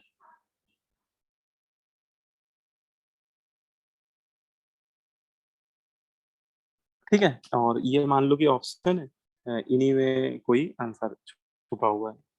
तो देखो ऐसे क्वेश्चन करने में देखो तरीका अभी भी वही लगेगा, कैंची मेथड जिंदाबाद, मतलब कैंची मेथड ही लगना है, ठीक है। लेकिन अब वो मेथड कैसे लगाएंगे इसको भी समझ लीजिए। देखो जैसे रिएक्टेंट के आपको 10 मोल दिए हुए हैं, पहले एक एक स्टेप को देखिए, पहले मैं सबसे पहले पहला स्टेप मैं बता रहा हूँ, है ना, कि इसमें रिएक्टेंट के 10 मोल है। इससे आप क्या करो, इससे आप उस प्रोडक्ट के मोल निकाल लो जो नेक्स्ट रिएक्शन में रिएक्ट कर रहा हो, मतलब जो नेक्स्ट रिएक्शन में कॉमन हो, केवल उसके मोल निकाल लो। उसके लिए कैंची मेथड लगा के निकाल लो कि उसके मोल कितने बन रहे हैं, है ना, बताओ कितने मोल है ना, 5 मोल। 10 into 1 है ना, क्योंकि बी का कोफिशिएंट 1 है, जहाँ कोई नहीं होता वहां पे भगवान होता है, मतलब 1 होता है, तो 5 मोल, ठीक है। इसका मतलब बी के 5 मोल बने, और बेटा देखो जितने मोल बी बन रहा है वही तो नेक्स्ट स्टेप में रिएक्ट कर रहा होगा, तो वही 5 मोल मैंने यहाँ लिख दिए, है ना, जो ये 5 मोल बने ना यहाँ पे, वही मैंने यहाँ लिख दिए सेकेंड स्टेप में। अच्छा डी तो एक्सेस में है, वो तो थोक के भाव है ना, इसका मतलब बी ही कंप्लीटली रिएक्ट करेगा, और जो कंप्लीटली रिएक्ट करेगा उसी के लिए कैंची मेथड लगता है, ये भी ध्यान रखिएगा। तो बी के लिए फिर से कैंची मेथड लगाओ, और ई और एफ में किसी एक के निकालो, बताओ किसके निकालें, ई के कि एफ के, हमारे लिए किसके लिए, हाँ ई टू के, आएगा। क्योंकि ई अगले स्टेप में रिएक्ट कर रहा है, तो हम लोग हमेशा ऐसे केस में उसी के मोल निकालने में इंटरेस्टेड होंगे जो अगले स्टेप में रिएक्ट कर रहा है। तो इसके आ जाएंगे 2 आ जाएंगे, है ना, 5 into 2 डिवाइड बाई 5, 2 मोल, ठीक है। अब ये 2 मोल जो बनेंगे बेटा, ये थर्ड स्टेप में कंज्यूम हो जाएंगे, ये थर्ड स्टेप में कंज्यूम होंगे, और जी के साथ जी फिर एक्सेस में है ना, इसका मतलब ई ही पूरा का पूरा कंज्यूम हो जाएगा। इसका मतलब जो कैंची मेथड लगेगा वो ई के रिस्पेक्ट में लगेगा, और एक इससे आप एच के भी निकाल सकते हो और जे के भी। तो एच के बताओ कितने बन रहे हैं, 8 and 6 मोल। 8 है ना, 8 मोल बन गए एच के, ठीक है, बहुत बढ़िया, और जे के बन जाएंगे 6 मोल, है, बोलो भाई। Yes sir. तो इस तरह की जो रिएक्शंस होती है उन्हें हम लोग सीरीज रिएक्शन बोलते हैं बस, बाकी उसमें करना वही काम है, कैंची ही लगानी है, मतलब कैंची मेथड ही चलाना है, लेकिन स्टेप वाइज, ठीक है, बोलो भाई। सर लेकिन इसमें इसमें फॉर्मूला भी तो होता है। स्टोचियोमेट्रिक कोफिशिएंट से कोई मतलब नहीं है सर, वहां पे बी का स्टोचियोमेट्रिक कोफिशिएंट 1 है, दूसरी वाली रिएक्शन में 5 है सर, चेंज नहीं हो रहा है वो स्टोचियोमेट्रिक कोफिशिएंट। ना ना ना, तो हमने उसका यूज कर तो लिया देखो यहाँ पे पहली रिएक्शन में ऐसे समझो, पहली रिएक्शन में बी बन रहा है ना, बन रहा है मतलब एज ए प्रोडक्ट वो फॉर्म हो रहा है, तो उसके कोफिशिएंट 1 को मैंने किया तो मल्टीप्लाई यहाँ पे, तो यहाँ पे इसके 1 मोल कोफिशिएंट को कंसीडर करके ही तो ये 5 मोल उसके मैंने प्राप्त किए हैं, मतलब ये 5 मोल कैलकुलेट किए हैं। और अब जो ये बना है ना, ये इस रिएक्शन में रिएक्टेंट की तरह बिहेव कर रहा है, और इसके भी 5 मतलब इसका जो 5 है कोफिशिएंट, ये देखो डिवाइड में आ गया, मैंने दोनों को यूज किया हुआ है। ऐसा नहीं कह सकते कि मैंने इनको इग्नोर कर दिया है ना, लेकिन ये इंडिविजुअली यूज किए जाएंगे, क्योंकि पहले स्टेप में ये फॉर्म हो रहा है, तो फॉर्म इसके 1 कोफिशिएंट के रिस्पेक्ट में हो रहा है, तो यहाँ पे 1 यूज होगा। लेकिन जब ये कंज्यूम हो रहा है सेकेंड स्टेप में, तो उसके 5 जो कोफिशिएंट है उसके रिस्पेक्ट में कंज्यूम हो रहा है, तो कंज्यूम करते समय वो 5 का यूटिलाइजेशन करना पड़ेगा मुझे, है ना। यस सर, इसका लेकिन फॉर्मूला भी तो होता है, number of moles of product is equal to stoichiometric product upon reactant, इसी तरह दूसरा फिर multiplied by number of moles of the reactant.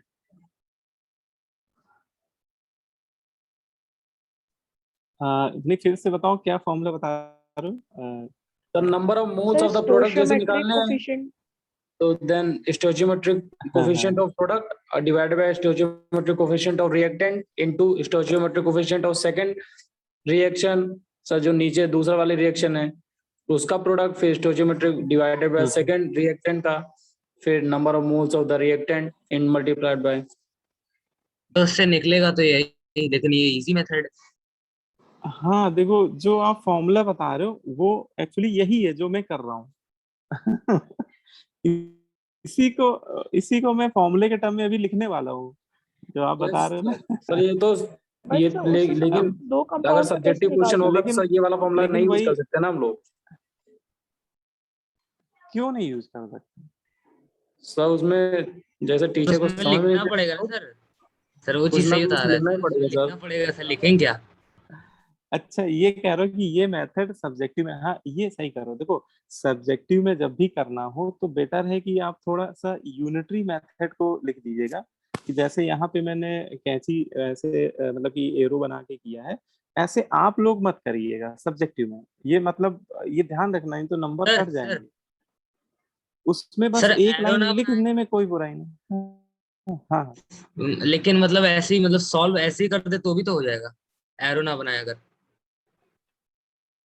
देखो उसमें होता क्या ना कि अपनी अपनी डेफिनेटली अपना अपना राय, हर एक स्कूल में हर टीचर इसको अपने हिसाब से पढ़ाता है। मैं आपको जो बात बता रहा हूँ, तो बेटर वही रहेगा कि आपके स्कूल में जिस भी तरीके से बताया गया है आप वही वाला मेथड यूज कर लेना सब्जेक्टिव में, है ना। बोलो भाई, अगर उन्होंने आंसर नहीं आ रहा है, 1/2 आ रहा है आंसर। किस मेथड से? तो यही जो सर अभी जो बताया सर, स्टोइचियोमेट्रिक प्रोडक्ट अपॉन रिएक्टेंट वाला। नहीं उससे भी आएगा, तो फॉर्मूला लगाते समय कुछ गड़बड़ हो रहा होगा, क्योंकि वो जो फॉर्मूला बना है ना वो इसी मेथड्स को ही मॉडिफाई करके बनाया गया है। ठीक है, देखो ये मैं बताता हूँ, इसको ऐसे जनरलाइज करके लिख सकते हो। जैसे मान लो ए रिएक्टेंट है ना, उससे क्या बन रहा है, बी बन रहा है। ए के कोफिशिएंट n1 मान लो और बी के कुछ n2 मान लो, है ना। अच्छा, और एक कोई सी भी मान लो, थोड़ा इंटरेस्टिंग हो जाए और अच्छा लगेगा देखने में। फिर जो बी है, बी सेकंड रिएक्शन में रिएक्ट कर रहा है, लेकिन सेकंड रिएक्शन में इसका कोफिशिएंट n2 थोड़ी ना होगा, वो तो उसकी फर्स्ट रिएक्शन में। यहाँ पे कुछ मान लो कि n4 है ना, और ये किसी डी के साथ रिएक्ट कर रहा है, और डी को एक्सेस में मानना पड़ेगा अभी, नहीं तो वो लिमिटिंग एजेंट वाला कॉन्सेप्ट नहीं तो लगाना पड़ेगा।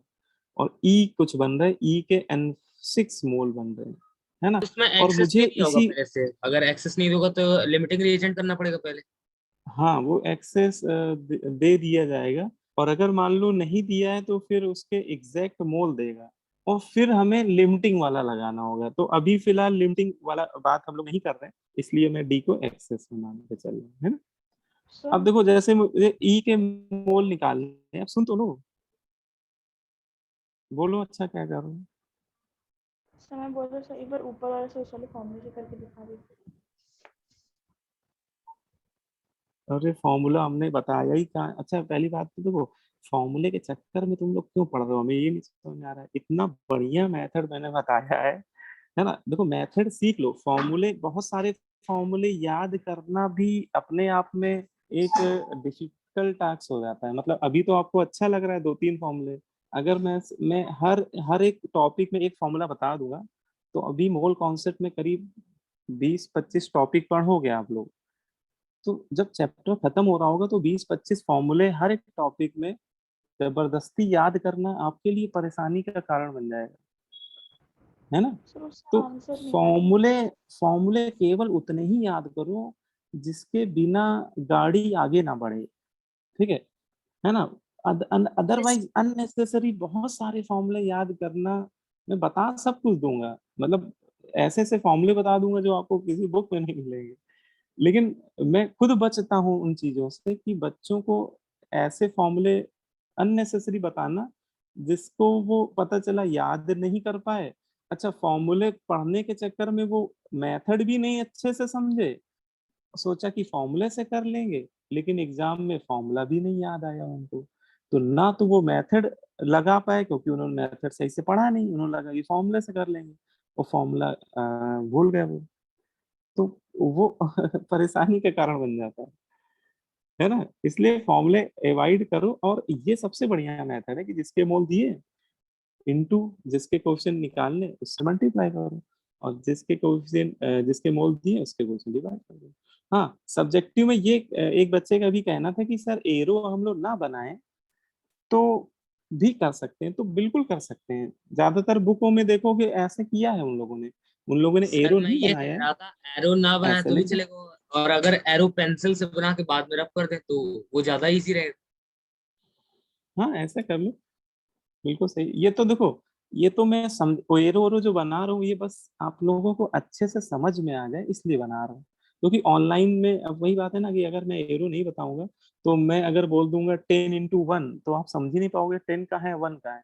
ऐसे एरो बनने से अच्छा 10 into 1 ऐसे आपको दिख रहा है कि हाँ 10 का मल्टीप्लाई 1 से हो रहा है ना। तो वो आपके एक्सप्लेनेशन को बेटर वे में समझाने के लिए मैं यूज कर रहा हूँ एरो को, मजबूरी है। ठीक है, बाकी आप मत बनाइएगा यार वो, ठीक है। Yes sir. अब जैसे इसमें अगर फॉर्मूले की ही बात करें, जैसे मान लो कि आपको ए के कुछ एक्स मोल दे दिए गए हैं, है ना, और आपको ई के मोल निकालने हैं, और आप फॉर्मूले से जाना चाहते हो तो फॉर्मूले से भी कर सकते हो। देखो ऐसे लिखो, मोल ऑफ ई फॉर्म, जैसे आपको ई के मोल निकालने हैं, तो उसके लिए क्या करेंगे, देखो पहले हम लोग बी के मोल निकालेंगे, तो x into n two divided by n one, x into n two divide by n one. पहले हम लोग बी के तो मोल निकालेंगे ही निकालेंगे, है ना। तो ये अगर इसको हम लोग देखें तो x into n two upon n one, है ना। तो इसको लिख सकते हैं x किसके मोल थे, x ए के मोल थे, तो मोल्स ऑफ ए, या इसको थोड़ा शॉर्ट में लिख देते हैं, नंबर ऑफ Na लिख मोल्स ऑफ देते हैं। The reactant. हाँ Na या मोल्स ऑफ रिएक्टेंट लिख दो, ठीक है कोई दिक्कत नहीं। इनटू जिसके मोल निकालने हैं उसके कोफिशिएंट से क्या किया, मल्टीप्लाई, और डिवाइड किससे कर दिए, रिएक्टेंट, ठीक है। लेकिन ये जो मोल आपके बन रहे हैं वो केवल बी के बन रहे हैं, ठीक है। ये जो मोल बने ना n(x2)(n1), ये बी के बन रहे हैं, और ये अगले स्टेप में फिर यहाँ रिएक्ट कर रहे हैं n(x2)(n1), और ये इनमें फिर किससे मल्टीप्लाई हो रहा है, n6 से, और डिवाइड किससे हो रहा है, n4 से। तो अगली लाइन में किससे मल्टीप्लाई, n6 से, और डिवाइड बाई n4 से। तो इसमें आपको एक ट्रेंड समझ में आएगा कि देखो न्यूमरेटर में किसके कोफिशिएंट से मल्टीप्लाई हो रहा है, n2 देखा जाए तो n2 प्रोडक्ट का कोफिशिएंट है बी का, है ना, और n6 किसका कोफिशिएंट है, वो भी प्रोडक्ट ही है, सेकंड स्टेप में जो प्रोडक्ट है उसका है। तो इसका मतलब इसको जनरलाइज करके लिख सकते हैं कि प्रोडक्ट न्यूमरेटर में जो कोफिशिएंट मल्टीप्लाई होंगे वो प्रोडक्ट के होंगे, और देखो डिनोमिनेटर में किसके कोफिशिएंट आ रहे हैं इसमें, n1 n4 n1, रिएक्टेंट के। हाँ n1 पहले स्टेप में जो रिएक्टेंट है उसके कोफिशिएंट है, n4 दूसरे स्टेप में जो रिएक्टेंट है जिसके रिस्पेक्ट में निकाल रहे हैं उसके कोफिशिएंट है, और Na मतलब वो रिएक्टेंट के इनिशियल मोल है। ठीक है, बोलो भाई। Yes sir. Yes sir. अब उसी को फॉर्मूले के फॉर्म लिख लो, moles of reactant sir n नहीं multiply stoichiometry coefficient of product, है ना। तो उसमें ध्यान रखना कि दो हर एक स्टेप के प्रोडक्ट के लेने पड़ेंगे, मतलब केवल एक स्टेप के लेने से कोई फायदा नहीं है। जैसे पहले स्टेप में n2 लेना पड़ेगा, वो मल्टीप्लाई दूसरे स्टेप में n6 करना पड़ेगा, और डिवाइडेड बाई किससे कर दो, और स्टाइकियोमेट्री कोफिशिएंट ऑफ रिएक्टेंट।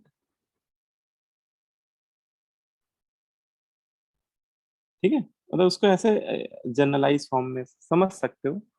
ठीक है, या सब्जेक्टिव पेपर में ऐसे लिख के कर सकते हो, उसमें कोई बुराई नहीं है। यस। तो ये आपका हो गया आपका सीरीज रिएक्शन, और एक मैं चलो क्वेश्चन आपको एज ए होमवर्क दिए दे रहा हूँ, अभी मत करिए क्योंकि टाइम भी हो गया, तो अभी तो मैं नहीं बोलूँगा करने को, लेकिन इसको आप एज ए होमवर्क कर लीजिएगा।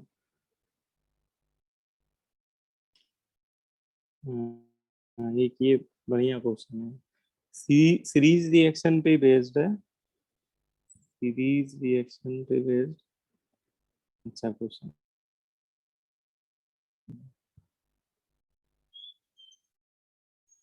और सीट में आप लोग को अगर करने हैं क्वेश्चन तो सेक्शन बी के कर लीजिएगा क्वेश्चन, है ना। सेक्शन बी में आपको स्टाइक्योमेट्री वाले क्वेश्चन मिल जाएंगे सारे।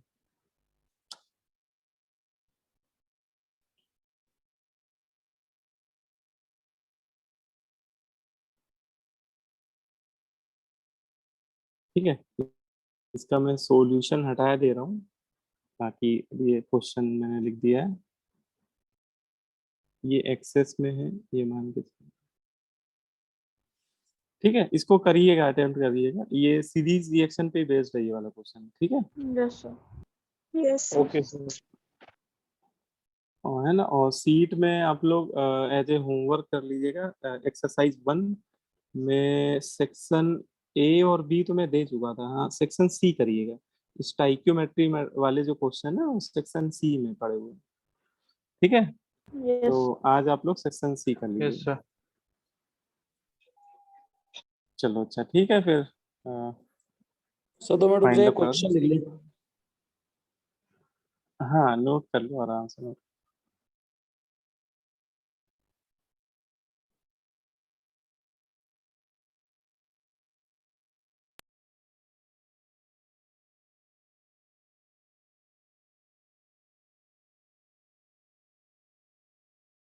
Thank you sir. Thank you sir. Thank you sir. Thank you sir. Thank you sir.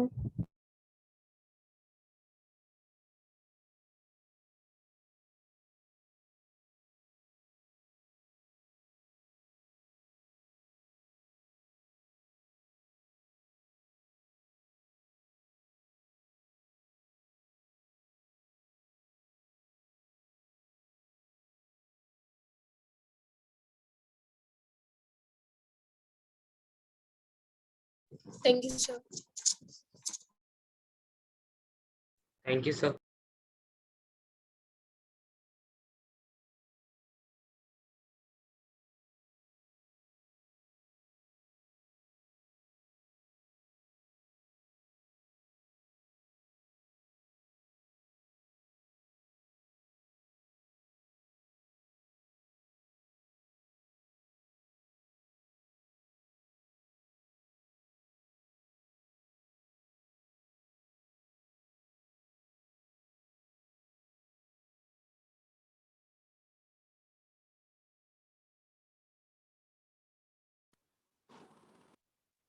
ठीक है, चलिए मैं वाइंड अप कर रहा हूँ फिर, ठीक है।